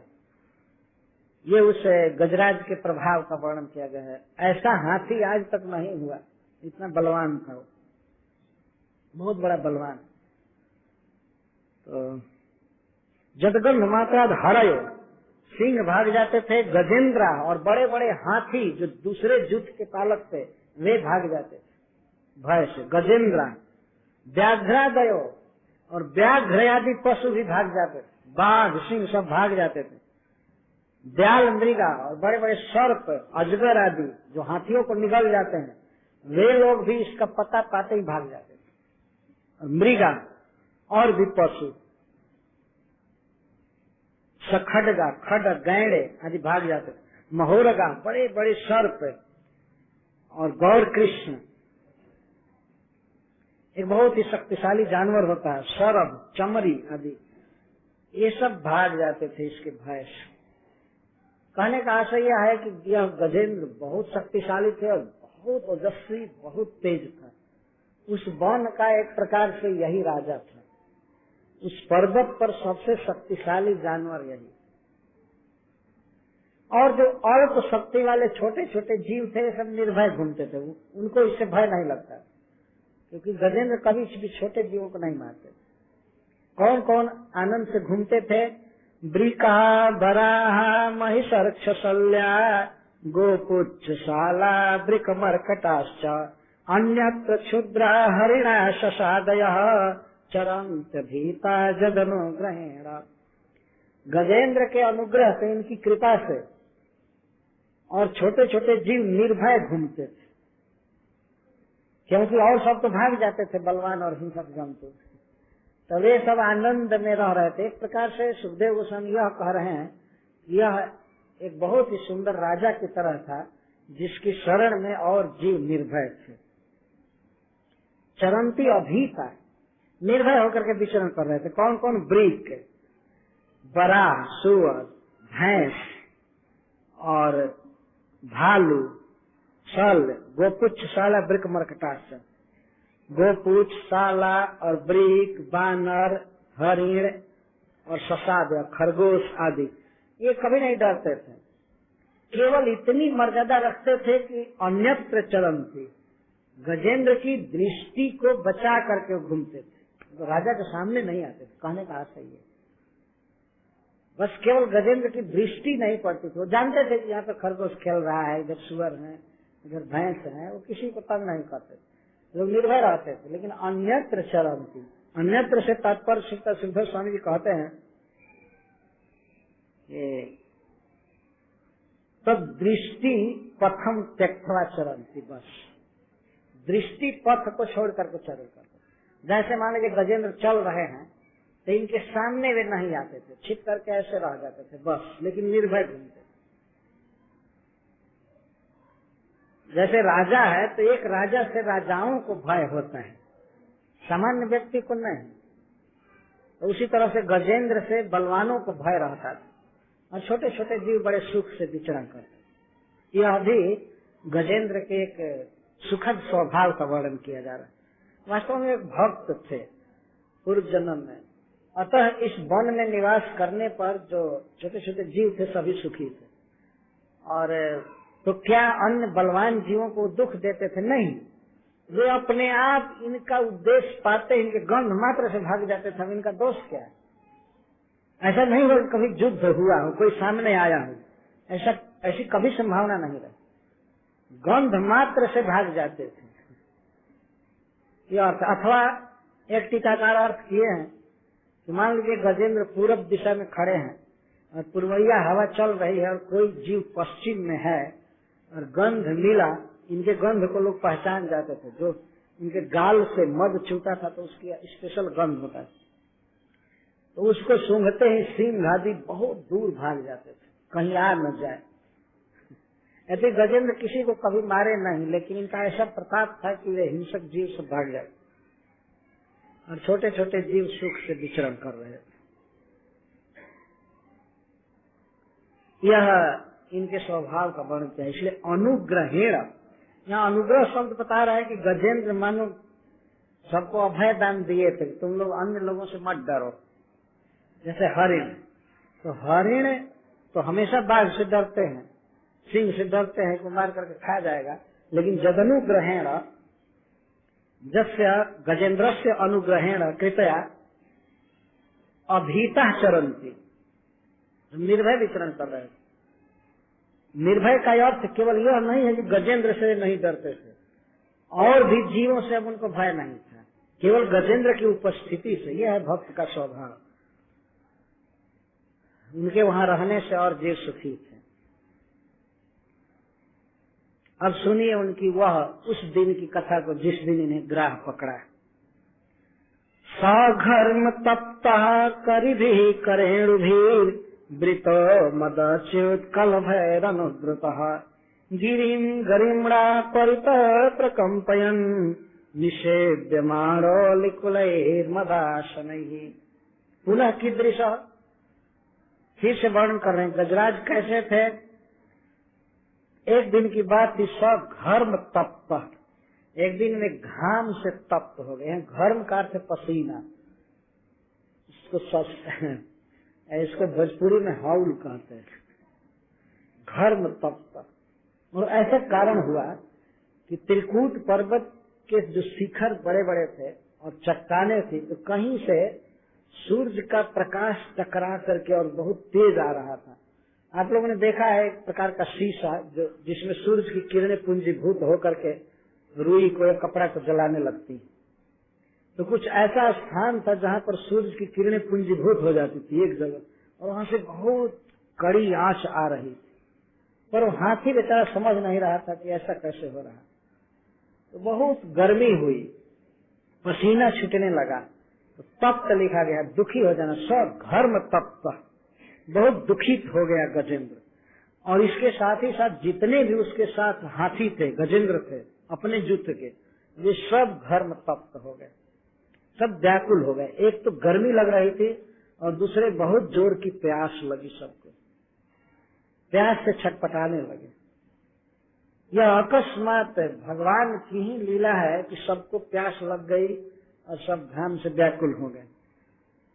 सघर्म तप्त करिभिः करेणुभिः, करी भी जितने भी हाथी थे वे भी सब घाम से व्याकुल हो गए, और हथिनियां भी व्याकुल हो गई, और कल भाई जो छोटे छोटे बच्चे थे हाथियों के वे भी सब व्याकुल हो गए।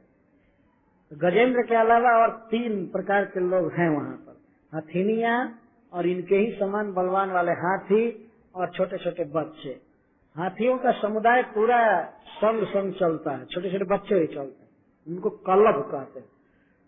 और हथिनियों को करेणु कहा जाता है और हाथी को करी कहते हैं। करी का अर्थ कर वाला, कर का अर्थ है हाथ, और हस्त का अर्थ भी हाथ होता है। तो हस्त से हस्ती बना, जिसको हस्त हो वो है हस्ती, हाथी। हाथी शब्द वास्तव में नहीं है, हस्ती को ही हिंदी में हाथी कहते, हाथी, हाथ वाला। वास्तविक शब्द है हस्ती या करी, कर वाला, सूंड वाला।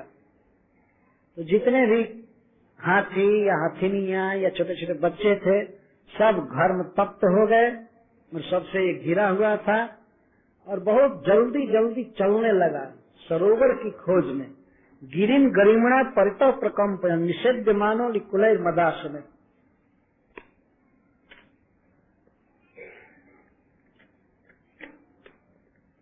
तो उस समय गजेंद्र जब चल रहे थे व्याकुल होकर के पानी की खोज में अपने झुंड के साथ, तो अपनी गरिमा से, अपने भारीपन से पर्वत को भी कपा रहे थे। गिरिम गरिमणा परितः प्रकंप, पर्वत कांप रहा था। मतलब पग जब रखते थे जल्दी जल्दी गजेंद्र तो पर्वत भी हिल जाता था। यह अर्थ है कितना भारी थे गजराज, गजेंद्र कितना भारी थे इसका वर्णन किया जा रहा है। परितः प्रकंपन, चारों तरफ सुगंधित होता है, स्वस्थ हाथी के गाल से छूटा रहता है। इतना सुगंधित होता है और इतना स्वादिष्ट कि भौरे पीछे पीछे लगे रहते हैं और उस पर बैठते हैं, उसको पीते रहते हैं। तो मदासमी अलुकुलय निषेध मारो, गजेंद्र के गालों से मद चू रहा था और भौरे उनका सेवन कर रहे थे। तो वो जा रहे थे तो भौरे भी जा रहे थे साथ साथ। इस प्रकार सरोवर की खोज में चले। ये जानते थे कि यहाँ पर सरोवर है कुछ दूर पर, उसमें वे पानी पीने के लिए चले। सब प्यास से व्याकुल थे। सरो नीलम पंकजरेणुरुषितम जिघ्रन विदूरान मददेव लक्षण वृतः सजूथेन तृषार्दितेन तत् सरोवराभ्यासमथागमद्रुतम्। वे उस प्रसिद्ध सरोवर की तरफ चले। कैसे? जिघ्रन विदूरा, दूर से ही सूंघ करके। उस सरोवर की सुगंध आ रही थी, जैसा पहले वर्णन किया गया कि कमल का पराग उसमें गिरा रहता था, इस कारण से जल सुवासित रहता था। इस सुवासित जल को दूर से ही सूंघ करके और गजेंद्र चले जोर से। सरो नीलम पंकजरेण रूषितम, उस सरोवर की सुंदर हवा आ रही थी। कैसी हवा? पंकज रेणु रूषितम, पंकज के रेणु से, कमल के पराग से सुवासित हवा आ रही थी। सर अनिलम, सरोवर का वायु आ रहा था इस तरह। पंकज रेणु रूषितम, इसको जिघ्रन सूंघ रहा था। इसका अर्थ है कि गजराज अपने सूंड को उठा करके से सूंघ रहे थे उस हवा को। विदूरा, बहुत दूर से, मदबी विलक्षण, और मद से आंखें विह्वल हो रही थी। अपने जूथ से घिरे हुए थे, तुषार भी तेलों से जूते। सारा समाज ही प्यास से व्याकुल था। गजेंद्र तो प्यास से व्याकुल थे ही, सारे बच्चे और पत्नियां तथा और भी अपने परिवार के जितने भी गजेंद्र थे सब प्यास से व्याकुल हो गए थे। तो बहुत जोर से तत्सरोवराभ्यासम आगमत, उस सरोवर के समीप वे आए। चलते हुए ध्यान करना चाहिए किस तरह से गजेंद्र जी चल रहे थे अपने समाज के साथ प्यास से व्याकुल होकर के उस सरोवर की तरफ, जिस सरोवर का वर्णन अभी प्रस्तुत किया गया था। वहां पहुंच करके तत्काल ही सरोवर में प्रवेश कर गए। हाथी का स्वभाव होता है स्नान करना। तो विगाह्य तस्मिन् अमृतांब निर्मलम हेमारविंदोत्पलवेणुवासितम् तपौनिकामं निजतस्तुष्करोद्धृतम् आत्मानमद्भीष्णतयं गतक्लमः। विगाह्य, जाते ही गजेंद्र जल में प्रवेश कर गए, स्नान करने लगे। कैसे जल में? निर्मलम, निर्मल अम्बु, निर्मल जल में प्रवेश किए। और कथम जल है, कैसा है? हेमारविंदो पलवेणुवासितम, स्वर्ण कमल के पराग द्वारा सुवासित जल में प्रवेश किए। बारंबार श्री सुखदेव गोस्वामी उस जल का वर्णन कर रहे हैं। हेमारविंदो पलवेणुवासितम, स्वर्ण कमल के पराग से वह सुवासित जल वाला सरोवर। तो उसमें वे स्नान किए और तपौ निकामम, डूब करके और फिर सूंड से पानी पी रहे। 2 बार पानी पीते हैं हाथी, इसीलिए उनको द्वीप कहते हैं। एक बार सूंड में खींचते हैं पानी को, और पानी को खींच करके ऐसे मुख में डालते हैं, ऐसे पीते हैं। तो इसलिए संस्कृत में द्वीप कहा जाता है हाथी को। 2 बार जो पिए वो है द्वीप। एक बार हाथ में ले करके तब मुख में डालते, जैसे हम लोग गिलास उठा करके ऐसे पीते हैं। हम लोग भी तो 2 बार पीते हैं। एक बार हाथ में ले करके और ऐसे पीते, लेकिन 2 बार हम लोग नहीं पी पाते, इसलिए कि वो तो पानी गिलास में ही रहता है या लोटा में रहता है। लेकिन हाथी अपने शरीर के भीतर वो पानी ले लेता है और इसके बाद उसको शीकर बना करके डालता है, देता, छान करके देता। तो गजेंद्र इस तरह से पपव पिए, निकामन यथेष्ट, जितनी इच्छा थी, जितना पानी अच्छा से पी सकते थे पिए, और पीने के बाद अपने सूंड से जल उठा उठा करके और शावर बना करके, छोटी छोटी बूंदे बना करके और स्नान करने लगे। स्नान करता है हाथी, इस तरह से फूही बनाता है, सीकर बनाता है इधर उधर। और यहाँ तक हमने देखा हाथी कई छोटे से सरोवर में स्नान करता है तो वहाँ से पानी लेकर के अपने पेट के नीचे भी डालता है, हाथ में डालता है, इधर उधर डालता है, ऐसे डाल। तो इस तरह से स्नान किया। निज पुष्करेण धृतसी कराम्बुधि, निज पुष्करेण, पुष्कर कहते हैं हाथी के सूंड के अग्रभाग को पुष्कर। तो अपने पुष्कर, अपने कराग्र से जल उठाते थे और उसको सीकर बनाते थे। अपने आप हाथी उसको सीकर बना लेता है। सीकर का अर्थ बहुत सूक्ष्म बूंदे, और उस तरह से स्नान करा रहे थे, शीतल बना रहे थे। जो घर में तप्त शरीर था उसको शीतल बना रहे। अद्भि जल से स्नपेन गता क्लम, आत्मानम स्नपयन, अपने को स्नान कराए। एक बार पानी में डूब करके तो स्नान किए ही, और उसके बाद कुछ गाढ़ पानी में आकर के और इसके बाद अपने को स्नान कराए डाल डाल कर शीतल। और जब ये स्नान कर चुके, पानी पी चुके, तब अपनी पत्नियों को और बच्चों को स्नान कराना चालू किए, क्योंकि गृहस्थ थे और पालक थे उस युद्ध के। हथिनियां प्रवेश नहीं करती थी, वो सब तट पर खड़ी थी, क्योंकि बहुत बड़ा भय था, वो बहुत गहरा सरोवर था। वो तो केवल गजेंद्र थे जो निर्भय उसमें प्रवेश कर सकते थे, दूसरा नहीं प्रवेश कर सकता। ये तो गए विज्ञाहिया, उसमें कुछ दूर तक अवगाहन करके फिर निकले, स्नान किए, पिए। लेकिन अब वो परिवार की सेवा में जुट गए।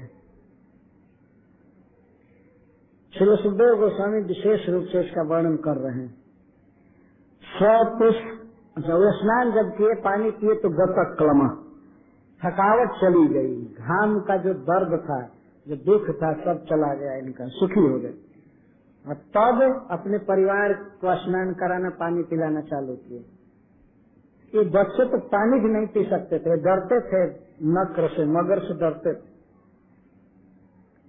उनको पता था कि इसमें एक बहुत बलवान ग्राह रहता है, इसीलिए और लोग डर रहे थे उसमें जाने से। स्वपुष्करेणोद्धित सीकराम्बुधि निपायन संस्नपयन यथा गृही घृणी करेणु कलभांस दुर्मद नाचस्त कृष्णम कृपण जमाया। वह गजेंद्र कृपण था। अब सुखदेव गोस्वामी जी यहाँ से वर्णन कर रहे हैं इनका कृपण। कृपण का अर्थ है परिवार में आसक्त व्यक्ति, अपने बच्चों में, अपनी स्त्री में आसक्त व्यक्ति, और ये जानता है कि स्त्री और बच्चों से ही हमको परम सुख मिल सकता है, यही हमारे जीवन के परम पुरुषार्थ हैं। इस प्रकार की जिसकी धारणा है उसको कृपण, लाचार, ये कामी व्यक्ति कहते।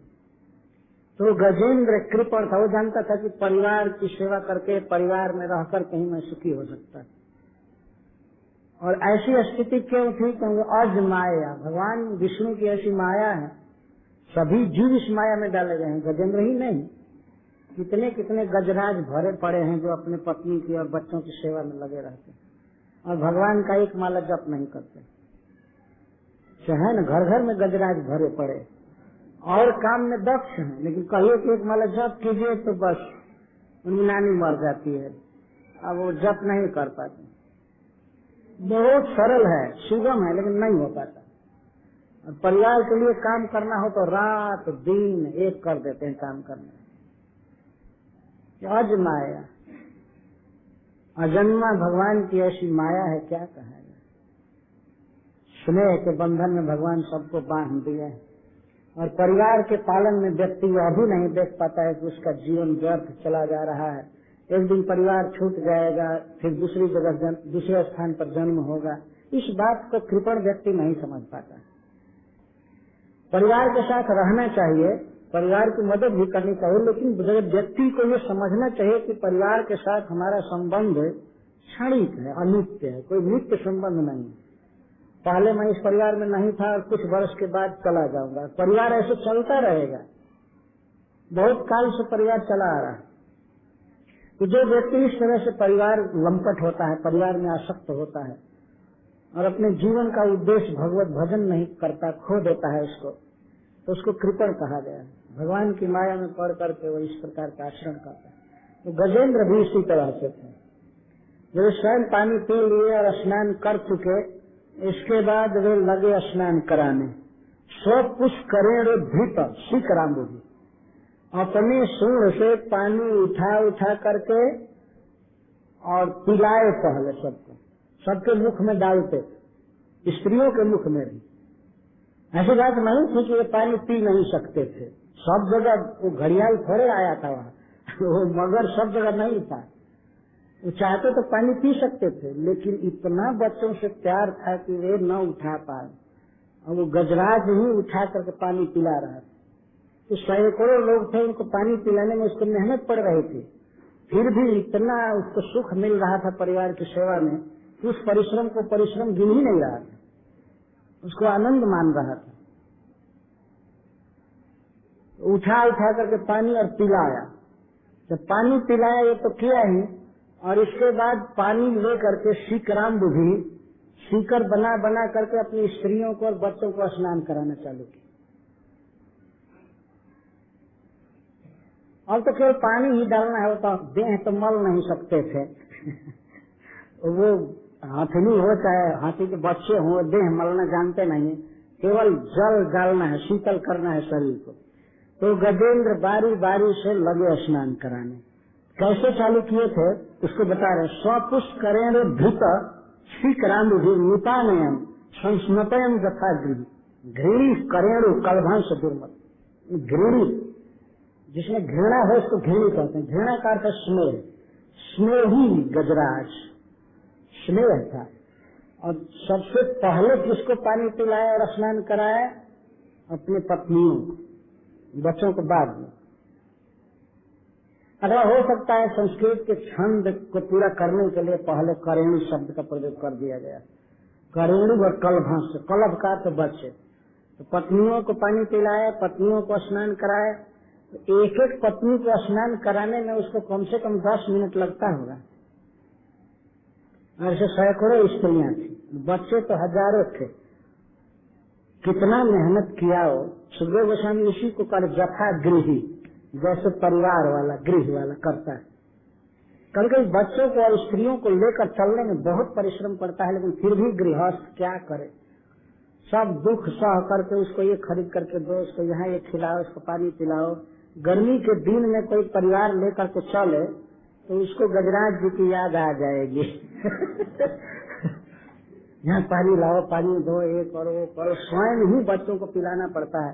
और कभी कभी कुछ लोग तो ऐसे हैं कि स्त्री को ही स्वयं ही पिलाते हो, हाथ नहीं लगाती है। ऐसा हमने देखा है अपने आँख से। और पति और पत्नी जूता निकाली मंदिर में आने के लिए, तो पति उसको उठाकर झोला में रख लिया। पत्नी तो एक मिनिस्टर की तरह चल रही थी देखने के लिए भगवान को, और पति चप्पल उठाकर रख। मैं अपने कृष्ण बलराम मंदिर में देखा था। तो जथा गृह, जैसे गृह वाला व्यक्ति आसक्त होता है और अपने परिवार की सेवा में लगा रहता है, और कितना भी परिश्रम होता है, जीवन का दिन व्यर्थ हो जाता है, लेकिन उस पर विचार नहीं करता है।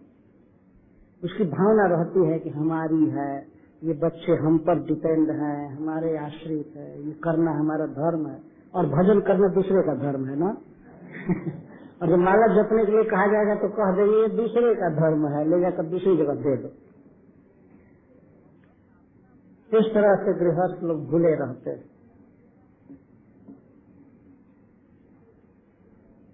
और पत्नी की सेवा में और बच्चों की सेवा में जो कठिनाई होती है उसी को सुख मानते हैं।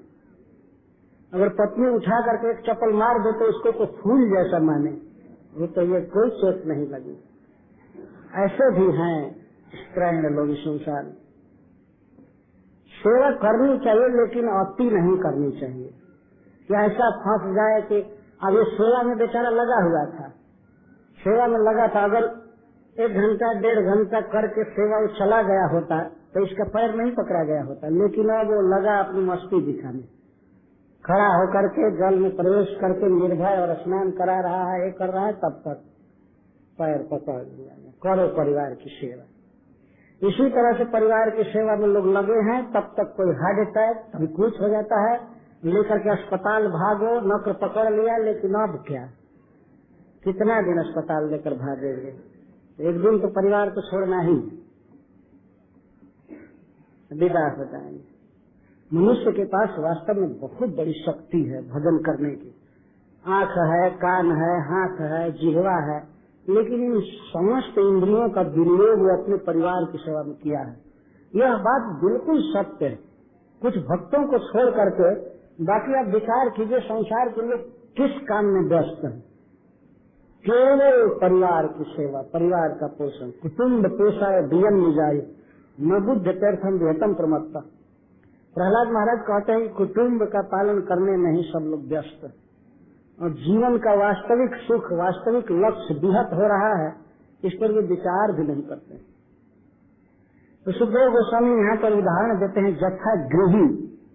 जैसे घर गृहस्थी में परिवार में आसक्त रहने वाला व्यक्ति परिवार की सेवा में लगा रहता है, उसी तरह से वह स्नेही, स्नेहवान गजेंद्र हथिनियों को और अपने बच्चों को पानी पिला रहा था, स्नान करा रहा। स्नान एक बार करा करके सबको भेज देता था, रोज वाला स्नान कराया भेज दिया, लेकिन बच्चे कहते थे और चाहिए, और पानी चाहिए, तो 10-10, 20-20 बार, 50 बार सीकर बना रहा। ठीक है, और नहाएंगे और नहाएंगे।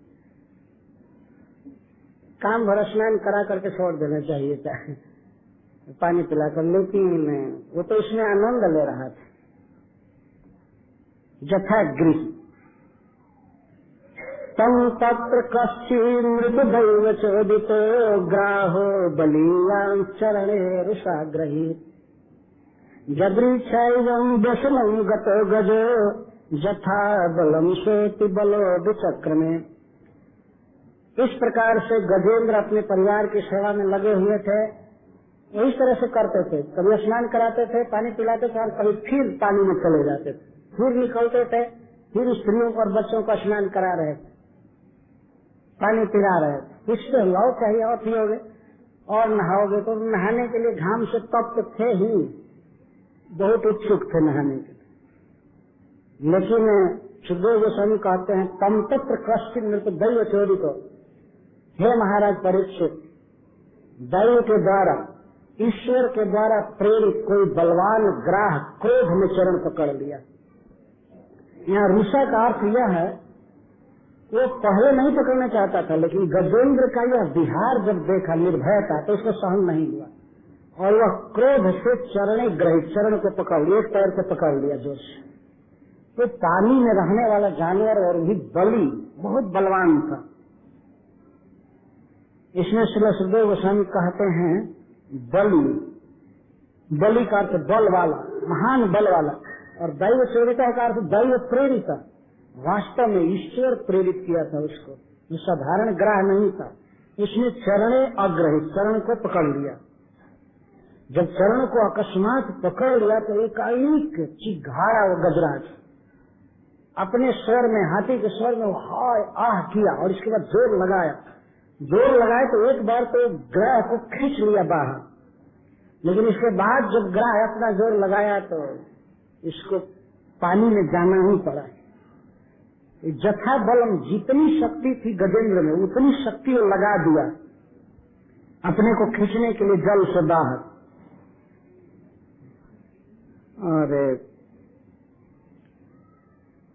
अति बल विचक, ये अति बल का तो गजेंद्र में भी बहुत अधिक बल था।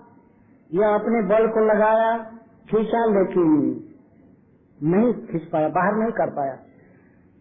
और जब चिघाड़ने लगा, हाय अपने दुख को प्रकट करने लगा कि मेरा चरण पकड़ लिया, मेरा पैर पकड़ लिया, ग्राह चिघाड़ने लगा जोर से, तो उसको आतुर देख करके हथेलियां विलाप करने लगी। वो बेचारी साहस नहीं कर रही थी जल में जाने का, लेकिन वो रोने लगी। वो जानती है स्त्रियों में कम शक्ति होती है, हाथी होता है आदमी हो कोई हो, स्त्रियां विलाप करने लगी। विचित्र सुर दिन धियो परे गदा तथा तुरंत जुठ पथिन करेणवो विकृष्यमाणम तरसा बलियसा विचित्र सुर दिन धियो परे गदा पार्षिण ग्रास तारे तुम न चाह सकते। जितनी हथिनियां थी उसकी पत्नियां सब रोने लगी, विलाप करने लगी, हाय हाय हाय हाय। मतलब जो हाथी के मुख में शब्द होता है उस तरह से दुख प्रकाशक शब्दों को बोलने लगी। तो जितने भी गजेंद्र थे, गजेंद्र के समान ही बलवान हाथी जो थे, वे सब एक साथ जुट गए गजराज को निकालने के लिए। चाहे जो भी गजराज के पैर को पकड़े होंगे, एक पकड़ा होगा अपने सूंड से, दूसरा उसके पैर को पकड़ा होगा, तीसरा उसके पैर को पकड़ा होगा, इस तरह से चेन बना करके खींचने लगे। हाथी, बड़े बड़े हाथी खींचने लगे, लेकिन एक ग्राह पकड़ा था और सभी हाथी हार गए, ये खींच नहीं पाए। बहुत वर्षों तक लगे रहे। गज और ग्राह का युद्ध 1000 वर्ष तक चला, ऐसा श्रीमद् भागवत में लिखा गया। और देवता लोग ये तमाशा देखते थे, ये जाते थे अपने घर विश्राम करते थे, दूसरे दिन फिर आते थे देखने के लिए। 1000 वर्ष तक तमाशा चलता रहा और परस्पर विकर्षण चालू रहा। कभी ग्राह खींचता था, कभी गज खींचता था। हुआ क्या कि धीरे धीरे गजराज की शक्ति समाप्त होती गई और उसकी शक्ति बढ़ती गई, क्योंकि जलचर जीव था। अथवा बढ़ने का मतलब यह है कि उसका तो जीव का त्यों बल रहा और इनका घटने लगा, तो इसलिए इसे बढ़ना कहेंगे। ग्राह की शक्ति बढ़ती जा रही थी, विपरीत हुआ। तो वह दृश्य जब गजराज अपने को छुड़ाना चाहते हैं ग्राह के चंगुल से, और जितने गज थे, गजेंद्र थे बड़े बड़े, वे सब हार गए।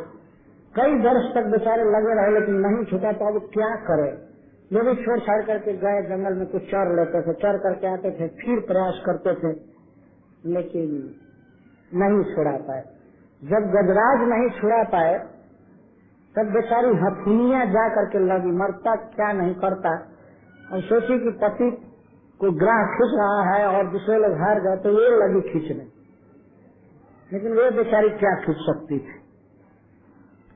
तो इस प्रकार से गजेंद्र को ग्राह खींच रहा था पानी में। पार्षणी ग्रहास तारेतुम न चाह सकन, कोई भी गजराज इस मूल गजेंद्र को बाहर करने में समर्थ नहीं है। नियुध्यतोरेव निधेन्द्र नक्रयो विकर्षतोरंतरतो बहिर्मिथः समाः सहस्रं दिगमं महीपते सप्राणयोश्चित्रमंसकामरः। श्रील सुखदेव गोस्वामी कहते हैं, हे महाराज परीक्षित, इस प्रकार से नक्र और गज दोनों के लड़ते लड़ते 1000 वर्ष बीत गया और फिर भी दोनों सब प्राण रहे, दोनों जीवित थे 1000 वर्ष तक। न ग्राह कुछ खा रहा था और न तो गजराज कुछ खा रहे थे। पानी में युद्ध कर रहे थे लेकिन फिर भी सब प्राण दोनों जीवित थे। यह देख करके देवता गण भी आश्चर्य में पड़ गए। चित्रम अमंसक अमरा, देवताओं को अमर कहते हैं। देवता गण आश्चर्य में पड़ गए कि कैसे जी रहे हैं और लड़ रहे हैं। तो बहिरंतरतः मीठा विकर्षण, कभी ग्राह भीतर खींच ले जाता था जल में बिल्कुल, तो कभी गजराज जोर लगाते थे तो बाहर खींच लाते थे। अंतः बहि, भीतर और बाहर खींच, आकर्षण विकर्षण चल रहा था। इस तरह से करते करते समा सहस्रम व्यगमन महीपते, हे महीपते, हे पृथ्वी के पालक महाराज परीक्षित, सहस्रम समा व्यगमन, सहस्र वर्ष बीत गया। ये बहुत बड़ा आश्चर्य हुआ। ततो गजेन्द्रस्य मनोबलैर्दशाम् कालेन दीर्घेण महानभुजयः। कालेन दीर्घेण, एक सहस्र बहुत बड़ा काल होता है। ग्राह तो अपने देश में था, अपने स्थान में था, और गजेंद्र जी परदेश में थे। जल उनके लिए परदेश था। इस कारण से और युद्ध निरंतर चल रहा था, विकर्षण चल रहा था, इसीलिए गजेंद्र की शक्ति दिन पर दिन क्षीण होती गई। तत्व बल, उनका बल चला गया, उत्साह भी चला गया। सरकार से मनोबल, मनोबल उत्साह टूट गया, इंद्रियों की शक्ति नष्ट हो गई और शरीर का बल भी चला गया। जब इस प्रकार से बल काम नहीं किया, सब कुछ व्यय हो गया। काले में दीर्घेण मनोबल जैसा, मन की शक्ति, शरीर की शक्ति और इंद्रियों की शक्ति सब व्यय हो गई, समाप्त हो गई। विकृष्य मानस जले वशील, तो जल में बहुत दुखित थे। और जबकि जलौक सह ग्राहस्य सकलम विपरीतम अभूत, ग्राह का सब कुछ विपरीत हुआ। उसका मनोबल बढ़ गया, उसका शरीर बल बढ़ गया, उसकी इंद्रियों का बल बढ़ गया, और गजेंद्र का घटता जा रहा था। सकलम का अर्थ है कि सब कुछ मनोबल, इंद्रिय बल और शरीर बल ग्राह का बढ़ता जा रहा था और इनका घटता जा रहा। यह भी एक दैव की अद्भुत लीला है कि ग्राह कुछ खा नहीं रहा था, फिर भी उसकी शक्ति बढ़ती जा रही थी और गजेंद्र की घटती जा रही थी। युद्ध चल रहा था।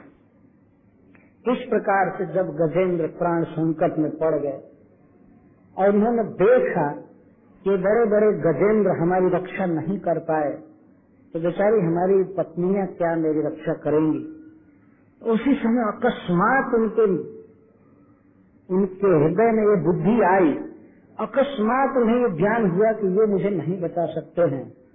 जो प्रभु अपने भक्तों को संकट से बचाते हैं उन्हीं को पुकारना चाहिए। अकस्मात बुद्धि आई। 1000 वर्ष तक यह बुद्धि नहीं आई थी। यदि पहले ही ये बुद्धि आई होती तो भगवान को पुकारे होते। लेकिन जब घोर संकट में पड़ गए और देखे कि परिवार का बल समाप्त हो गया, स्वजनों का बल काम नहीं किया, पत्नियों का बल काम नहीं किया, मेरा बल चला गया, तो हारे को हरिनाम, अब भगवान का स्मरण आया। श्रील सुखदेव गोस्वामी कहते हैं कि उनको यह बुद्धि प्राप्त हुई।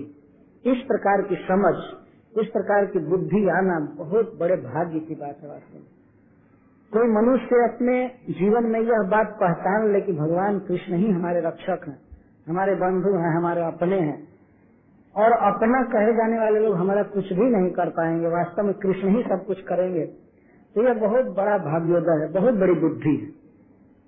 तो सुखदेव गोस्वामी कहते हैं, इत्थं गजेंद्र सजदात संकटम प्राणस्य देहि विदुषो जदुच्छया अपारम्यात्म विमोक्षणे चिरं दध्याविमां बुद्धिमथाभ्यपद्यत। जब गजेंद्र इस तरह प्राण संकट में पड़ गए, तब ये विचार करने लगे। दध्य, कुछ देर तक उन्होंने चित्त को एकाग्र किया। क्या बात है कि मेरा बल चला गया और मेरे समान बलशाली गजेंद्र मेरी रक्षा नहीं कर पाए, मेरी पत्नियां कहाँ से रक्षा कर पाएंगी। विचार करने लगे तो उनके हृदय में एक अद्भुत, अलौकिक और युक्त बुद्धि का उदय हुआ। अंडरस्टैंडिंग आई उनके मन में, बुद्धि आई। बुद्धि इमाम बुद्धि अभ्यपद्यत, यह बुद्धि वे प्राप्त किए। क्या बुद्धि थी इसका वर्णन आगे करेंगे। क्यों प्राण संकट में पड़ गया? क्योंकि देही थे, जतो देही। श्रीकृष्ण स्वामी जी कहते हैं बेचारा देह वाला है। जीवात्मा के लिए देह ऐसे ही भार है, दुख का स्रोत है वास्तव में, और उस पर भी वह देह जल में डूबा हुआ है, जोर लगाना पड़ रहा है। तो देह धारण करने वाला आत्मा कब तक उस देह में रह सकता है, कैसे रहेगा? तो देह ही था बेचारा, देह वाला। प्राण संकट में पड़ गया, विचार किया तो यह बुद्धि प्राप्त किया। अपारयन आत्म विमोक्षणे चिरम, जब देखे कि आत्म विमोक्षण है, मैं अपने को विमुक्त नहीं कर पाऊंगा इससे, और मुझे कोई दूसरा नहीं कर पाएगा, तब उन्हें यह बुद्धि प्राप्त हुई। क्या बुद्धि? न मामि में ज्ञातया तुरम गजः कुतः करिन्द्र प्रभवन्ति मोचितम् ग्राहेण पाशेन बुधातुरावृत। सब कुछ वही है, वही हमें दुख से बचा सकते हैं, चाहे वही हमारे प्रिय हैं, प्रेमास्पद हैं। इस प्रकार से जब भगवान के प्रति इस भावना का उदय होता है तो इसको कृष्ण भावनामृत कहते हैं। और इस प्रकार की बुद्धि का उदय जिस कारण से वो हो, वह कारण ही प्रशंसनीय है वास्तव में। इस प्रकार की बुद्धि जब तक दुख नहीं होता है तब तक नहीं होती। कोई न कोई संकट पड़ने पर ही पता चलता है। द्रौपदी भी पहले आशा कर रही थी कि भीष्म पितामह हमारी रक्षा करेंगे, या धृतराष्ट्र महाराज हमको बचाएंगे, या उनके पति बचाएंगे, और अंत में वो जान गई कि कृष्ण के अलावा मेरी लज्जा कोई नहीं बचा सकता। और उसने पुकारा भगवान को, तो भगवान बचाए। गजेंद्र भी इस निर्णय पर आ गए कि भगवान मेरी रक्षा कर सकते हैं, और इस निर्णय के साथ उन्होंने भगवान को पुकारना चालू किया। और भी भगवान के विषय में गजेंद्र के जो उद्गार हैं 2 श्लोकों में दिए गए हैं, तो मैं कल उसकी व्याख्या करके और फिर स्तुति की व्याख्या प्रारंभ करूंगा। हरे कृष्ण।